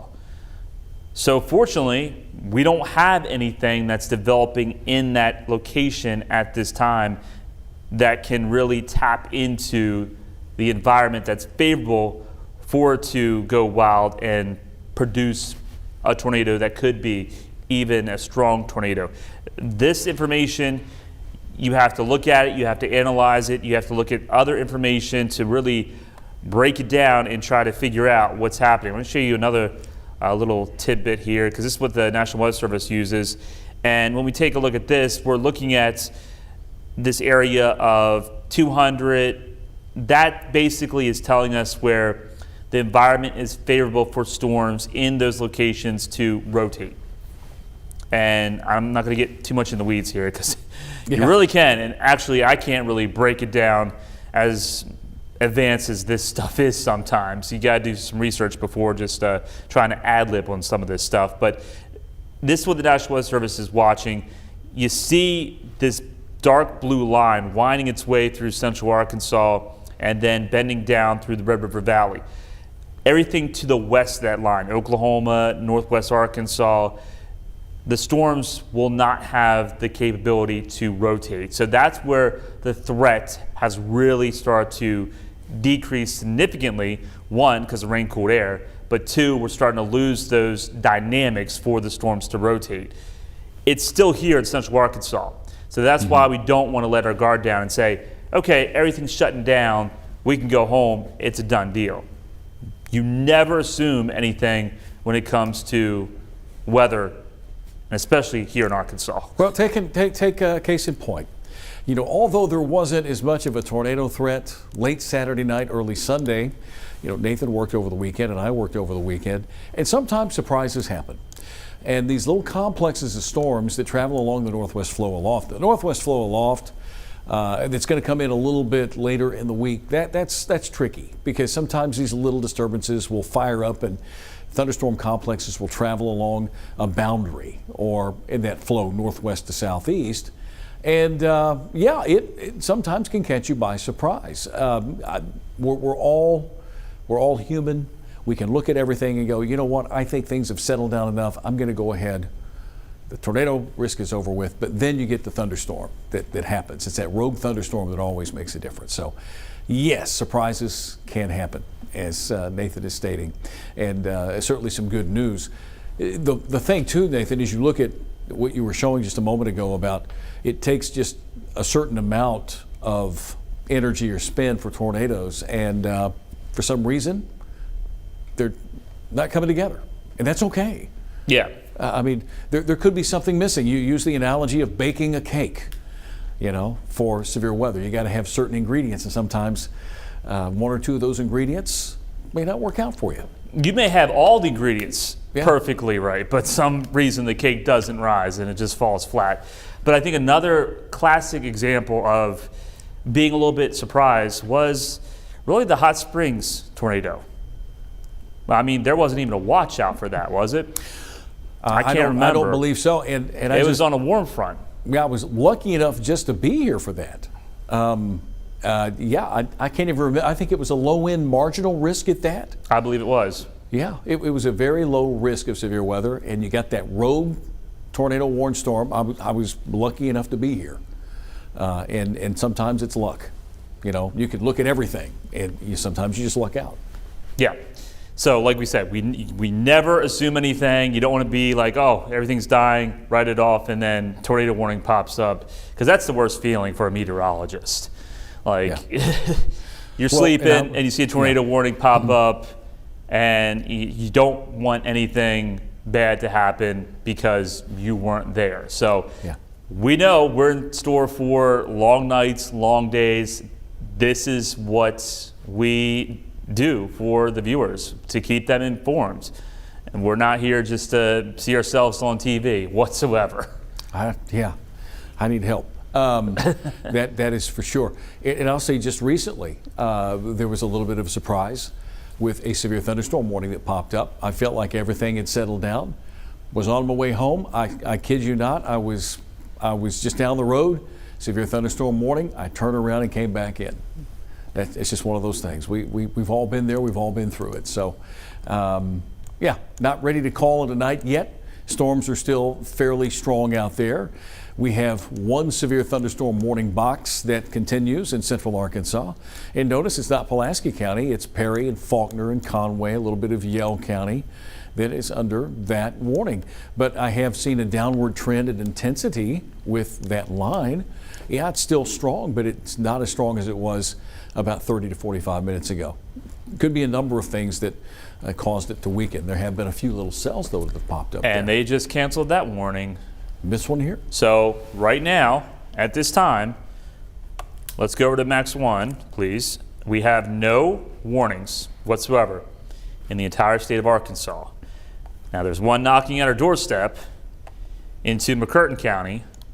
So let's take a look at that and see what's going on with that system with the Fort Smith radar.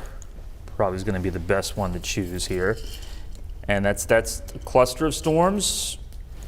It'll be moving into Polk County and also into Sevier County. See if there's any rotation with this.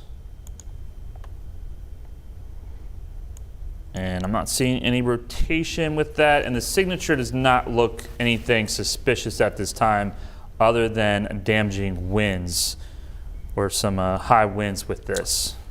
It's interesting. Well, you were checking that out. If you go back to velocity, there looked to be a little bit of something there in southern Montgomery County that kind of coupled. It looked like it was coupling together south of Mount Ida. So if we can go, if you want to pull up live winds, there you go, right there, south of Mount Ida. That's something that will catch your attention. Doesn't mean there's strong enough rotation to produce a warning, but this is something that we keep a close eye on. This is now in a part of the THV11 viewing area that's not far from Hot Springs, Lake Hamilton, Hot Springs Village area, but it's on the southern flank of that line that is here in west central and southwest Well, Arkansas. that's the one that came from Howard County. Okay. Makes sense. Looks like it's on the uptick. Yes. Possibly. So let me see. Let's go over to Storm Track 11 now. Okay. Let's see what Little Rock is seeing from their radar to see if that's upper level or if it's not. So that's 7,000 feet. When we take a look at it from Fort Smith, that's going to be about 6,000 feet. We'll look at normalized rotation. Not too much showing up there. But that just being by itself, is a little concerning. That we'll have to watch closely.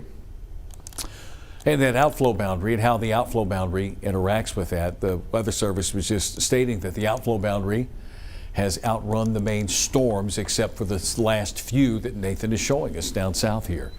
So that is going to cause a general weakening trend to these storms, but these storms may maintain their strength and may perk up a little bit more. So got a little something we'll keep an eye on here in Montgomery County near Glenwood tonight. All in all, tonight we did start with the severe weather in northwest Arkansas, tornadoes tonight. Nathan and I were watching KFSM tonight, our sister station, northwest Arkansas, and Scott Covert, and you know they had a couple of tornadoes up there. The Weather Service will get out and they'll take a look at things, but I really did think, well, that's what the night's going to look like for a good part of northwest and north central Arkansas. And then shortly after that, we began to see the line develop, become more linear in nature, strong wind gusts, maybe a tornado or two that spins up within that line. And now fast forward, here it is, it's right at midnight, it's almost midnight, and this is it. This is the most impressive area of thunderstorms that we have. The rest of it, general thunderstorm activity. The last warning we have has been allowed to expire, so we have no severe thunderstorm warnings in Arkansas, but we still have the tornado watch until 2 o'clock because the ingredients are still there, and who knows, it may there may be something that perks up in the next hour or so. So there you go. That's where we are currently here at 11:57, Nathan. Yeah, I'm looking at that still little couplet there, Tom, and there's definitely something a little suspicious happening on Max 1. Okay. Yep. Maybe 2 areas of rotation, actually. Yeah, right here. One Glenwood, next to Glenwood and one north of Glenwood. And the National Weather Service is not saying anything at this time. Not yet. Now, this is looking from Fort Smith again. So let me go back over here. And this is when we do live analysis here, ladies and gentlemen. Take it away. So that's 6,000 feet, normalized rotation.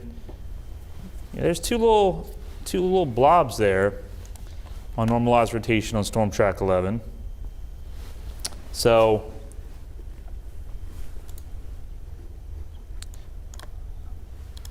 I would be just ready to go if you are in southwestern areas of Garland County.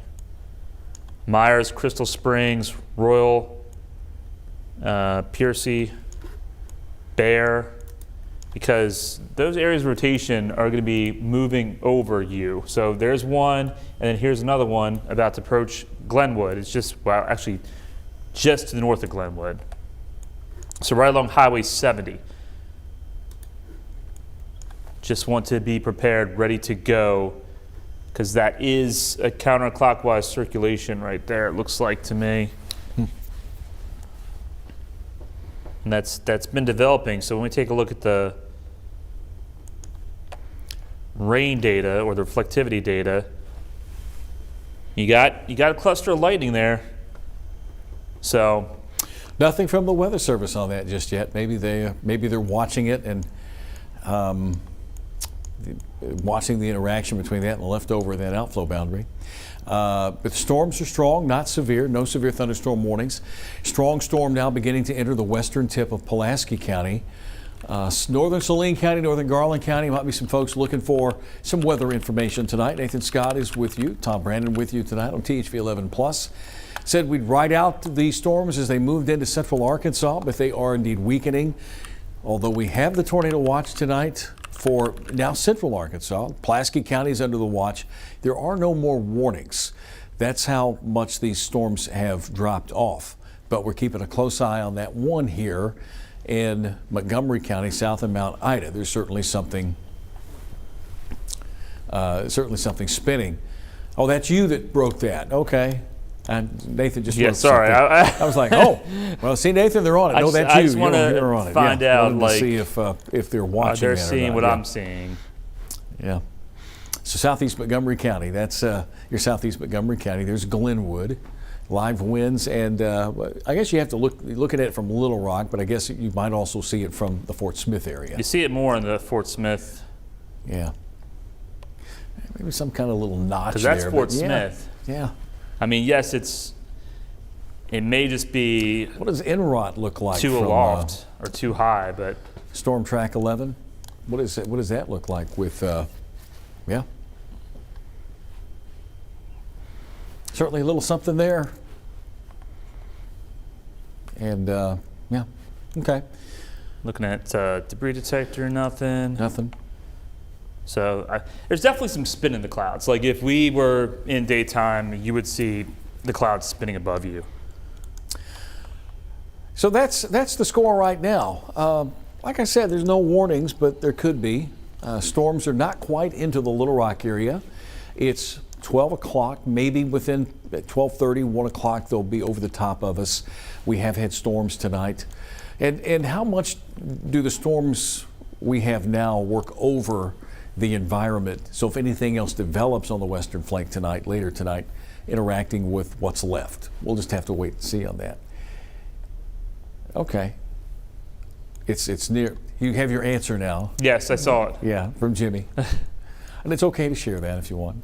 I mean, it's nice that we can talk to the National Weather Service directly because they have a little more technology and maybe definitely a little more experience when it comes to getting more analysts and analysis with what's going on with the storms and all the merging and everything. So they're saying right now, and we didn't see this, we saw the difference between Little Rock radar versus what's happening with the Fort Smith radar. They're saying it may be interacting with the outflow boundary that may be causing a little eddy in the clouds. So hopefully that's the case, and they'll continue to watch it scan by scan as well as we to see what's happening. But there's something going on in the cloud.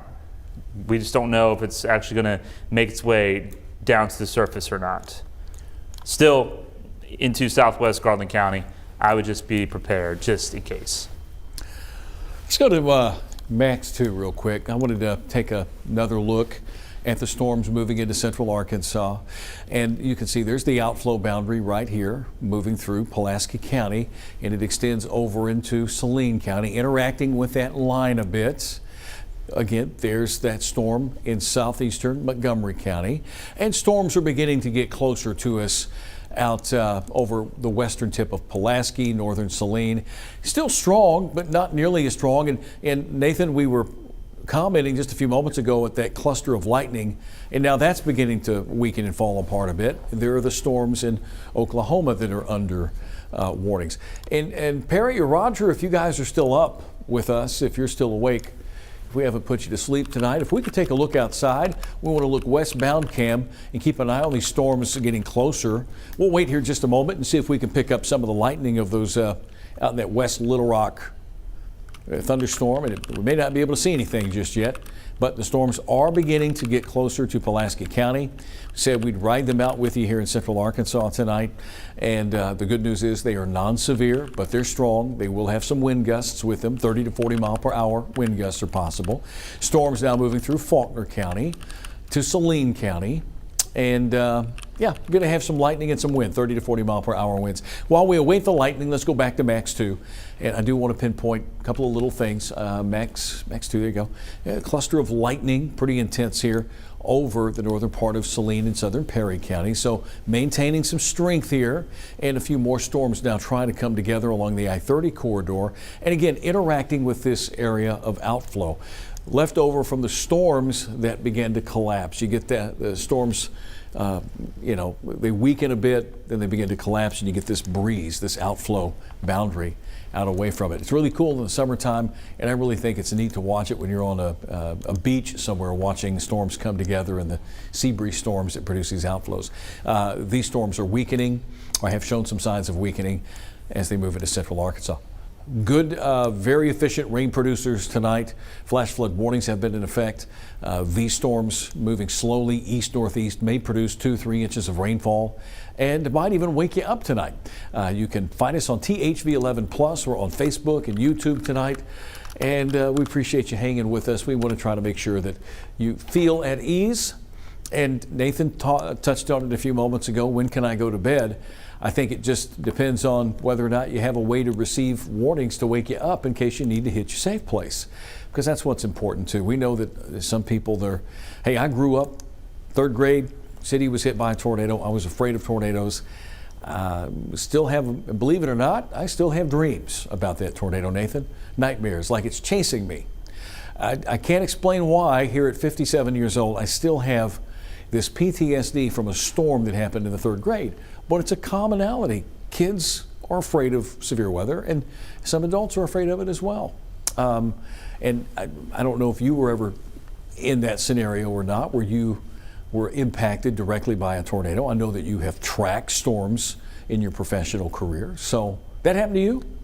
I used to be terrified of storms when I was a kid. We never experienced a tornado necessarily in Maryland because we don't really get many tornadoes where I'm from, but there was that one in La Plata, the southern parts of Maryland, that was really significant. But that was when I was in college. But yeah, I just had this fear.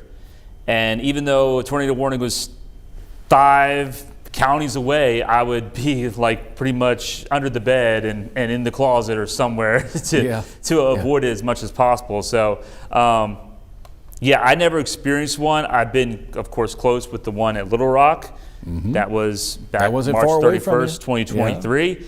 That was too close for comfort by far because it was only 5 minutes away. And I'm sure a lot of people do have storm anxiety. The people that went through the one in Little Rock, it's changed their lives forever. Just because anytime they hear that rush of wind, I'm sure it brings back flashbacks of that awful day, especially the people in Valonia. So I can totally relate to the storm victims and those that were really close to getting hit. Right. We're just hanging out with you tonight. Try to ease your fears if we can. And it's best not to be, afraid of the situation, but be prepared for anything that can come your way. So, yeah, you've heard his story. You got my story. We're here tonight. Again, got this cluster of storms to the west of us getting closer to Pulaski County. Perry County's getting a pretty good shot of some rain and thunder. I'm sorry. You got something? No. You were going to say something? Roger was saying he's done for the night. Roger's done for the night? So it's going to be Perry now. Perry, good night, Roger. Roger says good night. He's out. I'm done. Roger, Perry wants you. Oh, yeah. I'm not going to say that, but Perry wants you in there to speak with you for a moment. Yeah, right. So there we go. Late night, here it is. It's just after midnight. Storms are getting closer to the Little Rock Metro. In fact, over Perry County, Conway, Faulkner County. Some heavy rain is possible tonight. Luckily, we haven't had the tornado threat in central Arkansas. We have had some tornado warnings. There are no severe weather warnings, except what's happening over here in Texas tonight with maybe another uptick of some strong thunderstorm activity. When we last left you, we were keeping an eye on this cell in southeastern Montgomery County that is going to track into western and southwestern Garland County. Keeping an eye on whether or not we had a little rotation there, but the Weather Service feels confident that it's not to that point yet. And if you look closely, got a little outflow boundary here. The thunderstorms are beginning to die or collapse, and this is the result. You're pushing out that big gush of wind out in advance, and sometimes it kind of cuts off that warm flow of moisture that thunderstorms need to feed from and to keep their lives going. But if they die out, that's fine, but they're still strong. Saline County, western Pulaski, inching ever so closer to the Little Rock metro area. Other places being impacted, some storms trying to fire back up here near Searcy, Cleburne County, Independence County. We had warnings earlier tonight. This is what's going on. General rainfall. The atmosphere is getting worked over nicely here over northwest and north central Arkansas with moderate to heavy rain. I haven't checked on this. Nathan, have we had any more counties that taken off of the tornado watch that you know of? Have any more been dropped? I have not seen anything. Okay, let me go back up here to what I'm They have a new looking at. severe thunderstorm watch, though. Oh, they have. Okay. And that does include Sebastian County. Okay. pulling this up real quick. Give me a second. That goes until 5 a.m. So that cluster that we were thinking may try to organize, I think that's why they went ahead and have a new severe thunderstorm watch. So I saw Shreveport talking about that. So there we go. So damaging wind, some hail with that on the back end of this tornado watch. Haven't seen many counties dropped, although it's getting worked over here. The rain is really helping to stabilize things. I'm not going to say that there's not a chance of a tornado anymore, because there still could be. But the more it rains, the better it is. That line is edging so close here to Little Rock. Hey, notice Hot Spring County, Clark County, Ouachita, Nevada, you folks are not under the tornado watch. So I anticipate we'll see a few more of these counties get dropped here soon, Nathan. I would hope. Let's go to Max 1, because we were looking at that cluster in McCurtain County. That has been allowed to have the warning drop, but there's still warnings well to the west. And I think that's what they're watching as we go into the rest of the overnight. You see that one storm north of McAllister. So there is something trying to develop with more activity in this part of Oklahoma. So we still have, a long night to go when it comes to thunder, lightning, still some heavy rain. But I think the concern, Tom, for the tornado threat continues to slowly decrease. It was definitely more concerning once we were in this afternoon and the parameters were much more favorable for storms to produce tornadoes. And we can look at the storm reports. Let me go over here and put the storm reports on, and let me make sure that we have the latest here. We'll go back over the past 12 hours. So they don't have anything technically with a tornado into northwest Arkansas, but the emergency manager in Washington County said that Greenland was impacted with some damage. And we did have that lowering of CC and a confirmed tornado in that part of the state. So northwest Arkansas, that was the highest chance, the greatest threat of where severe weather would be happening today. That's where all the parameters were really much more elevated, and it lowered as it made its way into central Arkansas. So things are, I think, working out as expected, Tom. There's no surprises so far, and hopefully that continues to be the case. But this right now is just a solid area of rain. The heaviest rain now moving into Faulkner County, Perry County, Saline County, and we'll see if there's a lot of lightning with this. So we should start to see some lightning, I think, on the camera on top of Simmons Bank building shortly. Yeah, Perry, if you want to take a look out there, we'll entertain that shot for just a moment. So if you plan on going to bed here, just make sure you got a way to get a warning or two if they happen to occur once again overnight. Transitions from a tornado threat, damaging wind and hail threat, but there's still going to be severe thunderstorms possible west and southwest of Arkansas. And that could be right out ahead of that frontal boundary. Now, when the front moves through tomorrow, there'll probably be another chance of getting a few strong storms. And that's going to be primarily for eastern Arkansas. But whatever happens tonight, with the rain and thunderstorm activity here in central Arkansas, this is all edging very slowly to the east with a northeast push. If you're with us in Conway up toward the Greenbrier area, could get a little noisy near you here in the next few. Mayflower, Valonia, down to Little Rock, Maumelle, storms over northern Saline County, out to the west, Ferndale. You might be hearing some thunder in the distance, maybe even seeing the lightning as this lifts to the east-northeast. And again, this is that appendage that we were taking a look at just a few moments ago in Montgomery County, Garland County, that was a little bit suspicious, and the Weather Service is on top of that as well. General heavy thunderstorms. We still have the tornado watch that's in effect, and I would hope by now that we would see a few more counties dropped off. Not all doom and gloom, folks, not all doom and gloom, and very thankful for that.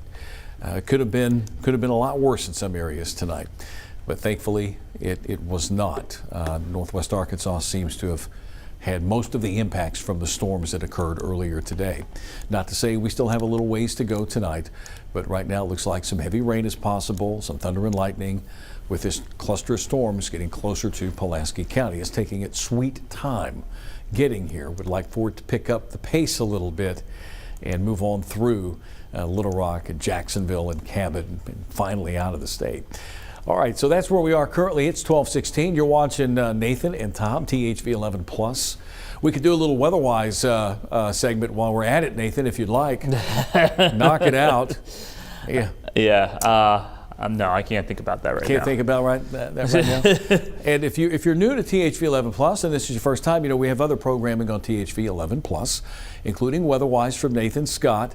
And you talk about a guy that really gets into these topics and breaks things down. If you're a weather geek, if you love weather and you want to learn more about how weather works, forecast modeling, our SKU-T diagrams, radar, you'll find topics on that on Weather Plus on Weather Wise with Nathan. All right, along with some other great content. There was a fella that worked here years ago by the name of Chuck Dovish. Some people may remember that name. He was the original Traveling Arkansas guy with these places and some great spots and ate some great food. And then it became Discover Arkansas, but Chuck was the originator of that. And he's got some very popular programming on THV11 as well. And we're doing weather, live streaming weather. It's a little more of a casual environment. I'm about ready to pull up a chair here, standing.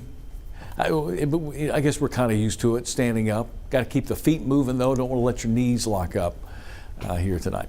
12:17 a.m. It's after midnight. Again, thank you for joining us here on Plus. What do you have, Nathan?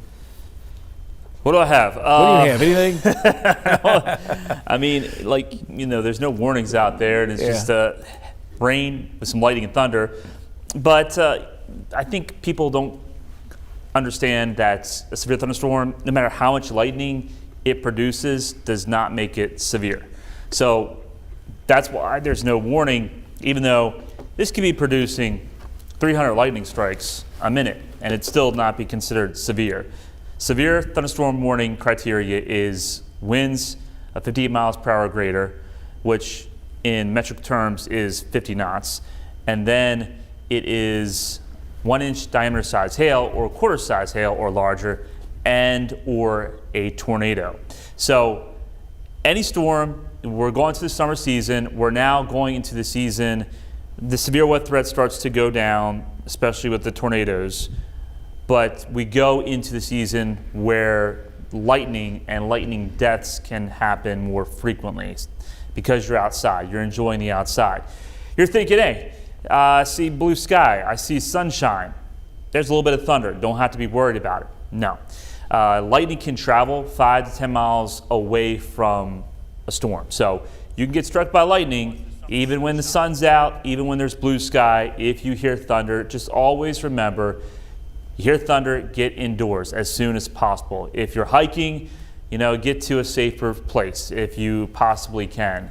If you're out in an open field, the best thing to do, you can't get anywhere else, is just pretty much you want to crouch on the ground. You don't want to lay flat on the ground because you want to pretty much try to prevent as much of you touching the ground in case lightning strikes the ground. It's not going to affect your entire body. It will just hit you in one part or another. So, your shoes are more insulated versus your bare hands, for example. Yep. Also, flash flooding is a concern, Tom. I don't know if we've had any flash flood warnings here in central Arkansas. We can query that. Let me just take a look at that real quick. What? Got some lightning? Okay. Well, let's go ahead and take that while he pulls that up. Yeah. I-40 Conway. Yeah. 65, where 40 and 65 come together. Yeah, some lightning out there. I decided to pick up the phone because we have folks watching us tonight on Facebook. Hey, Brooke Buckner's up. She needs to go to bed. Why is she up? She's up. Well, tomorrow is her weekend. So, Brooke, I hope you're watching us tonight. Becca wants to know, is it hitting North Little Rock? Eventually, that cluster of storms is getting closer to Pulaski County. Those of you watching in Pulaski County right now, and even in Faulkner County, the storms are just to the west of the downtown area. They are going to be moving over downtown Little Rock here very shortly. So yeah, it's probably going to get a little loud out there. Augusta. Clarice Jackson. Clarice, good evening. Yes, eventually these storms are going to make their way into eastern Arkansas. They should not be as potent as they have been. Oh, there's the lightning right there. What does it look like out on our camera, Perry? Do we have lightning yet? These storms are getting a little bit closer. We'll leave it here for just a moment and I'll answer some questions. Garland County getting some thunder and lightning right now with the storms there. The wind is picking up. Thank you, Tracy, in West Little Rock. Amber wants to know if either one of us have ever seen ball lightning. I've never seen or experienced ball lightning. Nathan, have you experienced ball lightning before? I've heard of it, never experienced it. It's a very rare phenomenon to occur, but there are stories and there are some videos out there. It's a mystery of how it Stuff forms. floats around, right? It's just like a... Yeah, it floats around. It's almost like a ghostly type of orb. Yeah. From what I've heard. That's a great way to describe it. I love some of the comments. Derek says, hey, Arkansas weather drives me nuts. Welcome to the party, pal. Welcome to the party. It can drive all of us nuts. I was in the Starbucks, almost got struck by lightning. Carrie, y'all be careful out there. Yep, ready to go to sleep.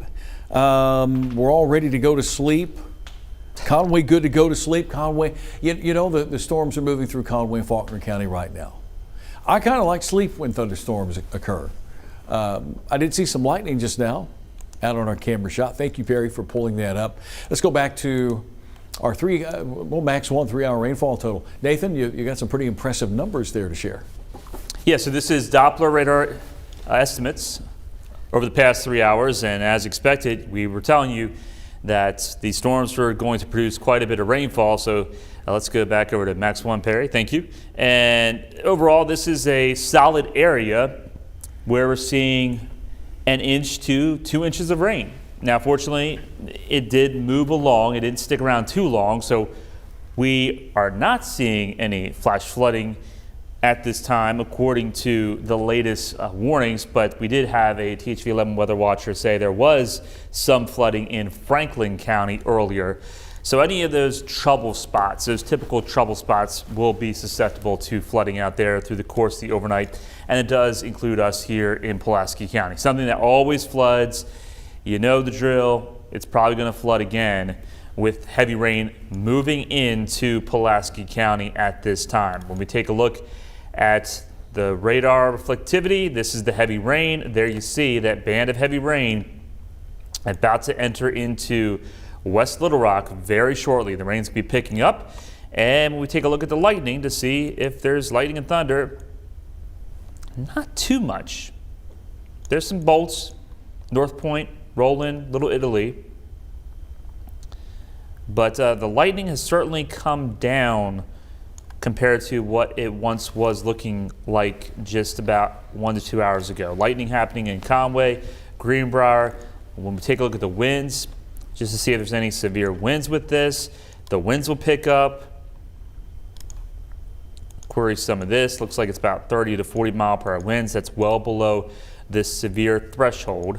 But still, those winds will pick up and they'll make the wind chimes blow around and maybe, knock over some patio furniture or something like that. But the good news is we're not seeing any suspicious activity in terms of rotation anywhere along this line, Tom. When we go from north to south, I'm not seeing anything that's concerning. Yeah, just general thunderstorm activity right now. Not calling it a night for the severe weather threat, but it has certainly settled down. And of course, we're getting all kinds of questions and whatnot. Amber, Nathan, said that she had seen the ball lightning once as a child, that it had hit her grandmother's old electric stove, ball lightning. So there's an occurrence right there. Yeah, that's something to definitely be a witness to and tell your story to people that do research with ball lightning, because It's very rare. Yeah. A close lightning strike. Now, I talked about lightning strikes earlier. So it was 4th of July weekend. I was back in Maryland, and it was, everybody was on the bridge. We have a bridge, the Chester River Bridge, that goes between two counties, and everybody was on the bridge waiting for the fireworks to start. And the skies were dark, but not too crazy. It was like it was about to rain. Well, apparently the storm was forming right above us. So we were out there in the open on this bridge, and the next thing we know, a lightning strikes a quarter mile away, and all the lights on the bridge go off. So everybody starts, running off the bridge, getting back to the other side of the county or whatnot, and then it just unleashed. Like it was a gully washer, a whole bunch of lightning. So really the worst time to be struck by lightning is when the storm is developing right overhead, because it's not raining, and you don't know until that first lightning strike happens, and it could be very close to you or right on top of you. So that was a lesson I learned when I was in high school. I was already terrified of storms. Just made it worse for the most part. I don't mess around with lightning. Been out at area pools before, and thunderstorms come up. It surprises me how people will stay at the pool when thunderstorms, or even at the beach. But I don't mess with lightning. The beach is the worst. You go to Florida, you'll hear a person got struck by lightning if you're there for a week, because there's nowhere to go, and every day storms form because the sea breeze front. I talked about that on WeatherWise. Why is there a sea breeze? If you live in Florida, you actually have two sea breeze fronts, one from the west coast, one from the east coast. They're miniature cold fronts. That's why it's cooler at the beach during the afternoon. When you're there in the morning, it's very warm and muggy, and then a nice sea breeze kicks in, and the sea breeze fronts collide with one another, produce uplift, and storms develop. And that's why Florida has one of the highest lightning rates in the world. I think, other places would be Africa, the central part of Africa, and also I think the Amazon is up there with Florida, if I'm not mistaken. Not to change the subject, but I'm going to change the subject. Because this is someone saying, hey, THV has a banner on the bottom with a tornado watch for several counties. Yeah, tornado watch is still in effect. That's why we're here. The tornado watch is still in effect. Now back to the sea breeze WeatherWise report with Nathan Scott. Interrupt this programming. We need to clip that and keep it for WeatherWise next week. You didn't get a chance. Okay, never mind. Yeah, you didn't hear me. I said that I did that on WeatherWise. Never mind. That was a couple weeks ago. All righty. Lake Hamilton around the Pulaski area is absolutely wild. The lightning around Lake Hamilton. Looking at, it looks like the storm is in Garland County right now, Nathan. That's near the Pulaski area. Strong thunderstorm. Yeah. You know what I like to do? I like to just set the camera on video mode and just kind of wedge it in between the window and have something against it so it doesn't fall back, and just film it. And sometimes it can just capture some amazing lightning. And of course you can just go back and take a snapshot of that, or you can let the video play. But I love to see lightning now because it's such an amazing force of nature, how it's different. You got the classic cloud to ground lightning strike, but I love I call it the spider lightning, that just it's a crawler, just crawls along the cloud, and it looks wicked, but it also looks amazing at the same time. And you think about lightning, it's 50,000 degrees Fahrenheit, and it's only 1 inch in diameter. I mean, that is a powerful source of nature that is fascinating. And weather-wise, I want to talk to a lightning photographer in the future. Hopefully this happens, because he takes pictures of not only lightning in general, but he captures when lightning goes way up into the atmosphere. And it creates those sprites or jets. Which is fairly new to the meteorology world. We did not know that 10 years ago. I didn't know anything about a sprite or a jet. Maybe, has it been 10 years? It might have been 15 years. But when apparently lightning goes up and interacts with the ionosphere, crazy things can happen with an actual lightning flash, but it doesn't stick around very long. It's like just a few seconds that you can see something like this. And speaking of lightning, we've got quite a bit of it happening now. You see the lightning behind us. That's from Hot Springs. We've had it in Little Rock. I do want to change real quick and go to our 1 hour radar loop, please, on Max 2. We'll update the storms moving into Pulaski County. Strong thunderstorms now. For those of you wanting to know what's happening, strong thunderstorms getting closer to downtown Little Rock and Pulaski County. Faulkner County covered in a strong thunderstorm with lots of lightning. Saline County getting some action. Here's that cell we were talking about. Folks joining us on our platforms, Facebook and YouTube, asking questions about what's going on. And there's that storm near Piercy, Arkansas. So this cluster in central Arkansas is moving to the east-northeast. If you're concerned at all about whether or not you can go to bed, we want you to be able to sleep well tonight, have ways of receiving severe weather information. We're also, Nathan, seeing some counties have been lifted from the tornado watch, so we'll be updating that as well here in just a few minutes. So for those of you joining us tonight on THV11's, we thank you. It's 12:32 right now, and true to form with our forecast models, cluster of storms. Let's go to Max 1. There you go. There's the thunderstorm. Max 1 shows the proximity of the storms here in Little Rock. Well, you can go back to 1. You were fine. This is Max 1. I was in the process of changing the graphic when you called for that. Okay. I was like, it was a nice still graphic. That's fine. Okay. Well, we can go back to still graphic. You tell me what you want. I'm driving the radar. What would you like, sir? Well, we've got so many different things that we can do. It really doesn't matter. Just really wanted to pinpoint the area here in central Arkansas. The storms have finally made it here into the Little Rock area. Ooh. And then Nathan goes to Oklahoma with a nasty line developing there. A severe thunderstorm watch just posted not long ago for that area in Oklahoma. And our high-res model, the HER, picked up on that, Nathan, picked up on a secondary line developing in Oklahoma tonight. It did indeed, Tom. And when we look at the cloud tops here, once again, the higher the clouds, the more potent, the more stronger the storms are. You look at central Arkansas, we're seeing greens, we're seeing some yellows, just a few oranges.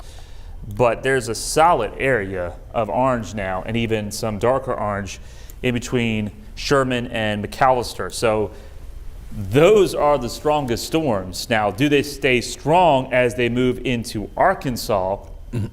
This area, I mean, they have seen storms out there earlier today. They had confirmed tornadoes in McAllister. So this is interesting that it's still maintaining its strength, and still there must be some good dynamics for that to continue to be strong to even severe. So as this moves into Arkansas, Polk County, you're not out of the woods yet when it comes to the chance of severe weather. I think pretty much northwest Arkansas is, with the exception of Sebastian County, but we'll be watching what happens with that line all night long. The tornado threat's going to be lower with that. Still can't rule it out because we still have some wind shear in place. And meteorologist Simone Thomas is going to have to definitely come in and take over, because we can't stay here all night, Tom. I mean, we could. But well, we would not be able to function properly. Right. I mean, you can. Because I'm older than you. Well, anyway, yeah. Hopefully, when Simone comes in, she's going to relieve us here about 2:30. Hopefully, the severe weather threat will have died down completely. But as it is currently, we've got the thunderstorm moving into Little Rock. It's not far from downtown Little Rock. Here's what it looks like on live radar on Max 2. Mr. Perry, there you go. Here is that cluster now moving into the Pulaski County area. It's close to the 4:30 split. I bet the boss probably was awakened by the strong storms that are happening out over west Little Rock. Here's Lake Maumelle, strong thunderstorm here. Mayflower, and I'm seeing your comments on Facebook. Thank you so much. Yes, cluster of thunderstorms, strong storms moving in, non-severe. There are no warnings for these clusters of storms. Fingers crossed they won't be warned, but extending from Valonia, Greenbrier, and Conway out to Perryville, Pulaski County down to around Alexander and Benton in Saline County, and strong storms continue over the lakes, Lake Ouachita, eventually Lake Hamilton here. Here's Hot Springs Village. This is lifting to the northeast, and a few more storms on the western flank out toward Yale County. This is the strongest activity that we have. You can see the lightning bolts here. We can go back outside if you want and look at the camera shot. By the way, Perry is driving. Perry truly is driving things for us this evening. He's acting as director and producer. And this is the westbound shot of downtown Little Rock looking toward the west, and you can see the storm is now beginning to approach. We might have some small hail, but more likely some gusty winds. I-30 at the Highway Department Tower, storm picking up here and moving in, like utilizing these RDOT cameras. So if you're one of those that is a little bit jittery with storms moving in, that's why Nathan and I are here after midnight tonight, and just trying to calm your fears. The threat of severe weather continues to slowly decrease. We've had a few counties removed from our tornado watch. Some good news there. And this cluster of storms moving into Pulaski County and raining pretty heavily now up to our north in Faulkner County, Valonia, Conway, Mayflower, and some pretty heavy rainfall now falling just to the west of downtown Little Rock. Nathan? We're here, Tom, and you can tell that in our demeanor, we're not that concerned. I mean, you could see a difference in our personalities when we were concerned about the tornado in Little Rock and how that situation could unfold, or anytime there's a high risk of severe weather. What I'm seeing, it's a good trend. We're just seeing heavy rain. There's some lightning and thunder out there, but overall this is pretty much a normal springtime, summer thunderstorm event that will wake you up, probably wake up the dogs. Probably the dogs don't appreciate it because they don't like any thunder typically. No. But this is going to continue. They're going to have some rumbles of thunder. There could be certainly a close lightning strike that does get your attention and you hear a crack of thunder. But we're not seeing anything of concern when it comes to supercells, when it comes to the potential of rotation happening. So our concern continues to drop. And cue the thunder. Cue the thunder. I don't know if we can. Now, Nicole, and this is a legitimate question, Nicole, Sage Kelly, is this tornado weather? We've talked this evening about having all the necessary parameters in place, all the ingredients in place for tornadoes in Arkansas. We think we had a couple earlier tonight in western Arkansas, but as it is currently, we still have a tornado watch. And if we can go to Max 2 real quick, Perry, I'll show you that more counties have been taken away, not here in central Arkansas, but northwest Arkansas. From, let's say, Baxter County, Searcy, Newton counties, Johnson counties have been taken out of the tornado watch. We still have some counties with the watch that's going to more than likely go through 2 o'clock this morning. But is it tornado weather? Yeah, it kind of is, but we are gradually seeing that threat diminish this evening. So hopefully that will rest your fears. And if you live in the Little Rock metro area, you woke up because of the loud thunder and the lightning at your place and you turned on the TV, or maybe you went to your phone. Nathan and I have been talking here tonight about what's going on in central Arkansas. So yeah, thank you for the questions. We appreciate it. Nathan's going to review what kind of wind we have out there. Yeah, so we have some winds picking up. Every thunderstorm produces a gust of wind because you have the updraft and the downdraft. And the downdraft is the rain, it's the hail that's being evaporated before it reaches the ground, also some dry air in the mid-levels. That creates that rush of wind, which is known as a gust front. So we've got some winds, 30, maybe 35 miles per hour, maybe even 40 miles per hour, certainly can't be ruled out. But when you look at the winds here, there's nothing going towards the darker blues. Once you hit that dark blue threshold, that's when we're looking at the chance of more severe winds reaching 60 miles per hour or something of that nature. So breeze is picking up as these storms make their way through, but Pulaski County, Saline County, there's no severe winds. Now, breeze of 30, 40 miles per hour certainly could bring down a small tree branch. It could bring down a tree branch, especially with a Bradford pear, because those things are built like toothpicks for the most part. Yes. But yeah, this is just pretty much what we're seeing is a classic thunderstorm situation. And the rain is just about moving in here now in downtown Little Rock. And the rain's picking up, and we'll get probably a quick half inch to maybe an inch of rain, Tom. But we're not looking at any real flash flooding concerns unless this decides to stall out and then that heavy rain band sits over us. But right now, that doesn't look like it's going to be the case. There was a report of some pea-sized hail up in Faulkner County, so we got a little bit of hail falling out there. I was looking at the hail detection, and nothing showed up necessarily. There's a little blip right there north of Amboy. Yeah, just real small blip, huh? Yeah. Yeah. Maybe Danville. Well, that was a report from the National Weather Service. I just wanted to pass that along. I'm going to take us back out to a radar summary here. Those storms in Oklahoma and Texas coming together tonight.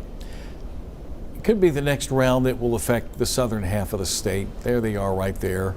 If we can go to Max 2 real quick, I'll show you just a little bit of a broader perspective. There they are developing near McAllister. Storms once again in southwest Arkansas here. There's the cluster moving through that downtown Little Rock area. This may bring some wind and hail later on tonight. But the initial threat here in central Arkansas, northern Arkansas, where we've had quite a bit of rain, and I'm still a little surprised that more counties haven't been lifted. But the Weather Service may let this go on till 2 o'clock in the morning. Tornado watch till 2 in the morning. In the meantime, though, here in the Little Rock, downtown Little Rock area, strong thunderstorms are impacting us currently, and you can see the activity out over west central and western Arkansas. So thank you for the comments tonight, hanging out with us on THV11+, even our Facebook page. Just trying to do a few things. Want to interact with you, answer your questions if we can. So thank you very much. Yeah, thank you for the report out of Mayflower, thundering in Mayflower, Nathan. You believe that, don't you? I do. Okay, I believe good. that 100%. That is not a false claim whatsoever. When we take a look at Storm Track 11, we're going to highlight the outflow boundary because that cool rush of air is going to really cut off the chance of inflow for storms to ingest and take in. And if you don't have inflow, you don't have warm, moist air going into a storm, your tornado threat really just tanks for the most part. Yeah. So that outflow boundary has made its way through Jackson County. It's into Woodruff County now, Prairie County.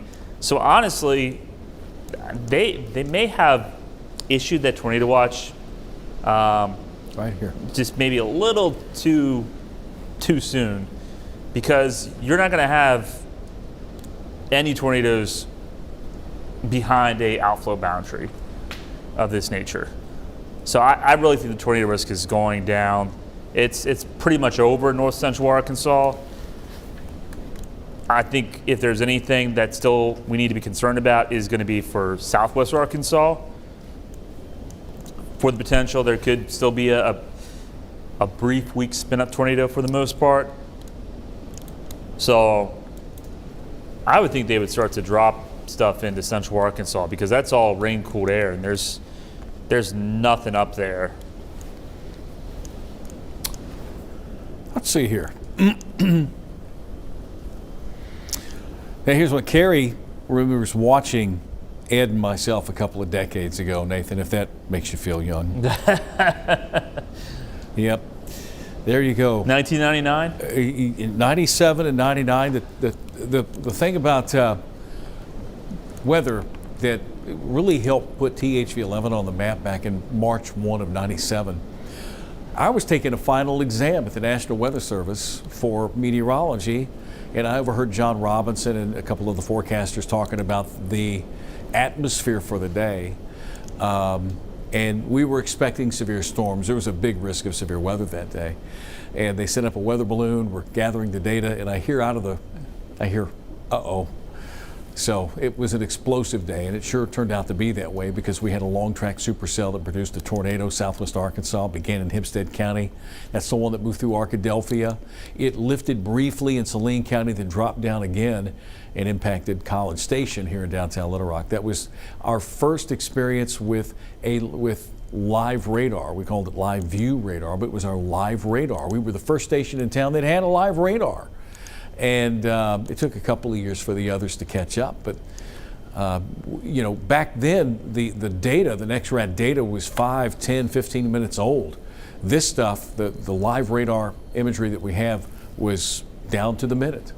So it was good to be able to warn folks and give that much leeway ahead of time when the tornado moved through and up and down I-30.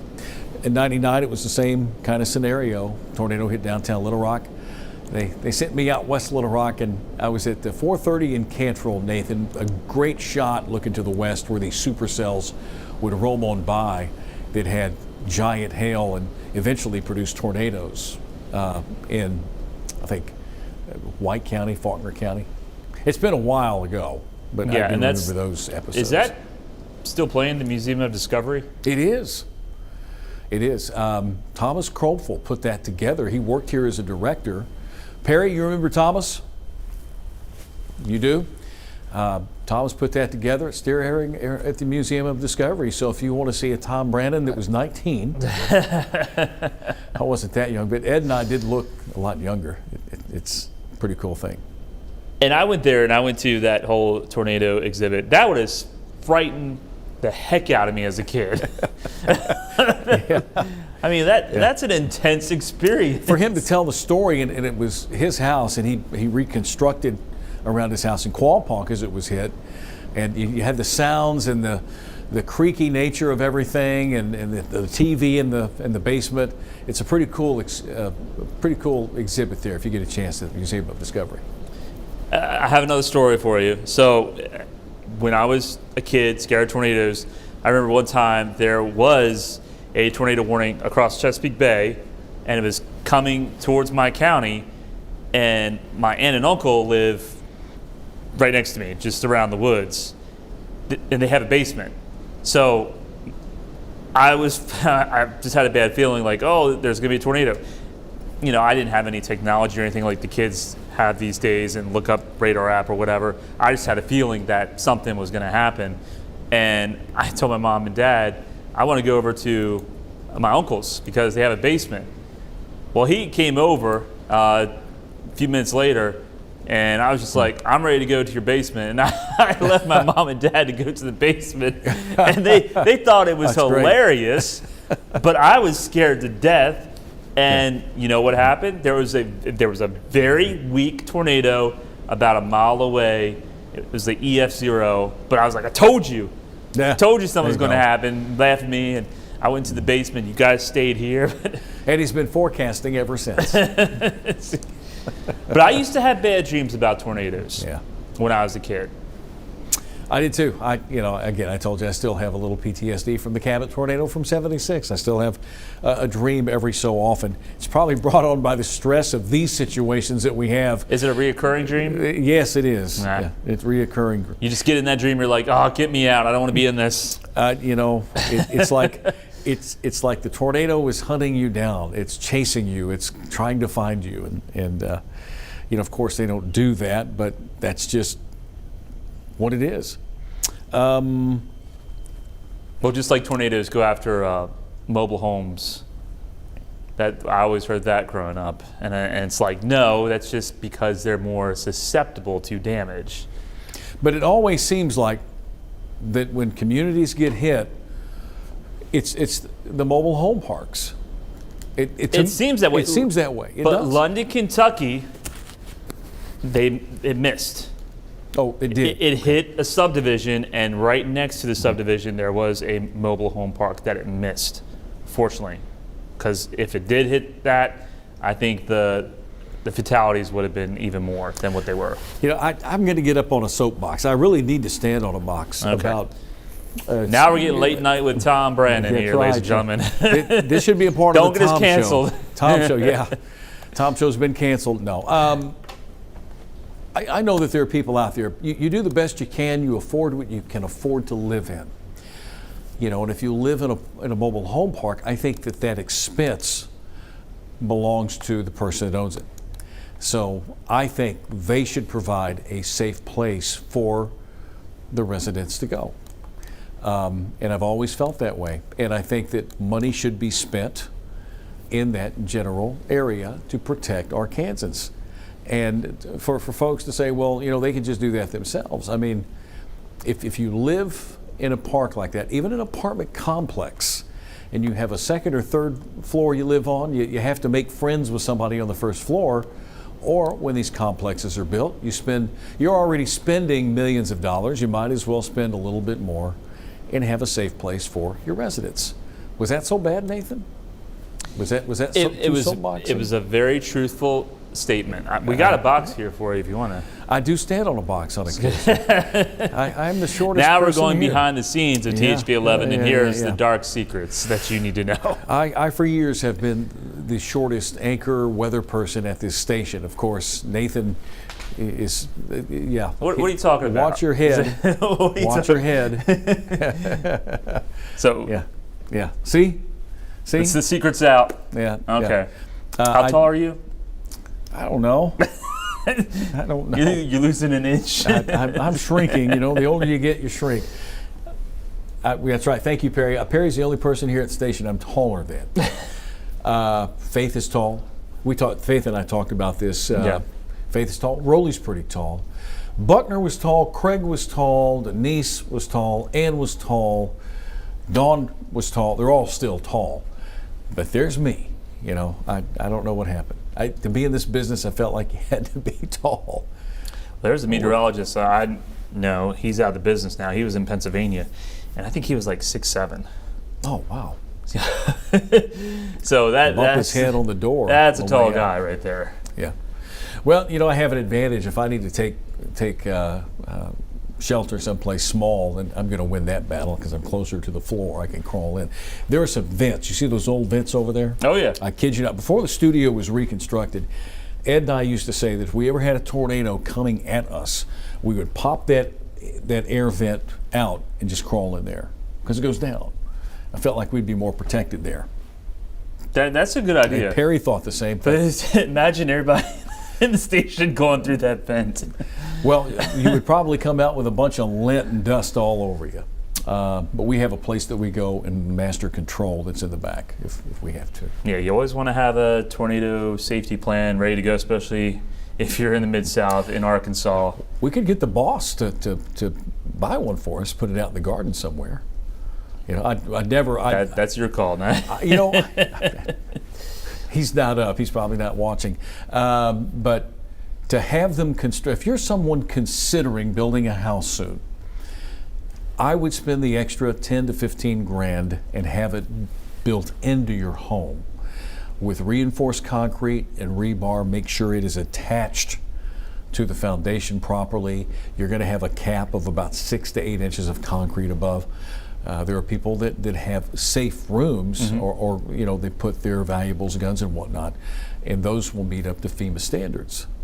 You can also get those that go into the garage. Now there is a drawback to that because the water level here in Arkansas, it can be high in the springtime, and water will eventually win out. You're going to have water. Water will, even if it's waterproof, water is going to win eventually. I have that problem. I have one in my garage, and I go out and I have a little water at the bottom of it, so I have to go through and try to waterproof it once again. So if you're considering doing that, tornado safe places are great. If you're getting one of those retrofit models that you can buy at box stores that can say they can withstand, read up or find out how thick your concrete slab is in your garage before you do that. There's specifications because they require, I think, 6 inches thickness, and most garage floors, driveways are only 3.5 to 4. Oh, wow. When they pour them. I didn't know that. Yeah. It's good to know. Things you didn't know. I think a lot of people also, I've heard when they're looking for a spot, is a crawl space safe to go because it's underneath the house, and that is absolutely not a good idea because if the foundation shifts, because sometimes a tornado will just pick up the house off the crawl space and then drop it, and if you're under there, you've got Yeah. trouble. You do. So Yeah, crawl space. Yeah, not a good thing. You're better just to be in a small closet. Put as many walls between you and the outside. Grab a pillow or two. Little bitty closets are great. Yep. Yep. And You don't wouldn't- forget the pets. You wouldn't fit though, because you're too tall. Don't forget the Yeah, pets. don't forget your pets. So there you go. Well, Well, I mean, it's just rain. It's just yeah, heavy it's rain. just some heavy rain right now. Thunderstorm. I'm gonna leave at 1. Nathan's gonna stick around. I think we should just cut it off at 1 o'clock if there's nothing else going on with the warning, and I'll just continue to babysit the radar. But What do you think? why don't we let the folks just give them an inside look on Yeah. what we do. Perry, if you could just go to regular green screen, because you think this is just a flat wall, and you may be surprised. It's a corner. So when we're here, we're pointing, we're not touching anything. And it's interesting because a lot of stations don't have a They don't have a corner. chroma key. No. It's usually just a flat wall, and some stations you can actually touch the wall. Yeah, and before the studio went through a little renovation, it was this wall, Yeah, I remember that. and the camera was right here. But You were far away from the camera. Now the camera is like really close to you. this allows me to walk up into the camera. So, yeah, that's it. That's green wall. And when we have kids come in and they do, they're fascinated. I've got a young lady coming in next week, next Thursday. She's 5 years old, and she's fascinated by weather. So we'll put her on TV, and Now she'll love that. her name's Clara. She's probably not up watching tonight, but I hope she's not up watching. But she'll get a little bit of this, and she likes weather. They start at a young age. Well, even when we have adult visitors, as soon as they see chroma key, I mean, they're just you lost them. If you're talking, having a discussion about weather or what you do, they see chroma key, it's over. But it's one of those things when you're doing the weather, and you're trying to point with your hand or whatever. It can be a little bit confusing. It takes years of practice, and eat right, folks. It is 12:57, and what we have are just some general thunderstorms going on, a little bit of lightning. We'll do a little review, and we'll call it a night here at 1 o'clock, okay? Because I think that our threat here in Central Arkansas has really diminished, and like Nathan said, he's going to sit around and babysit radar for a little bit, answer questions that you may have. But in terms of the severe weather threat here for the Little Rock area, the Little Rock metro area, it's come down quite a bit. Now, eastern Arkansas still might have a little to go through. But let's just do a quick little review once again. Pulaski County, some heavy rainfall, a little bit of lightning and thunder going on outside. Faulkner County, White County, if you live up towards Searcy, thunderstorms are not far from you this hour. We've had an active night in north central Arkansas, but general rain with some thunder here as well. So there, but kind of giving you a little tour of the state once again before we call it a night here at almost 12:59. You guys will turn it off at 1 o'clock. A few more storms developing out in western Arkansas, but the severe weather threat has diminished quite a bit. There's still a little bit of a tornado watch till 2 o'clock in the morning, but again, I think we're much better than we were earlier in the day today. All right, so here it is, 12:59. Nathan is going to stick around with you tonight. Simone Thomas is going to be in here at 2:30 in the morning. We're not going to leave you all alone, but I'm going to be back tomorrow afternoon. Nathan gets another shot on the morning show coming up Wednesday morning. Stay tuned. He loves doing mornings. Yeah, he loves mornings.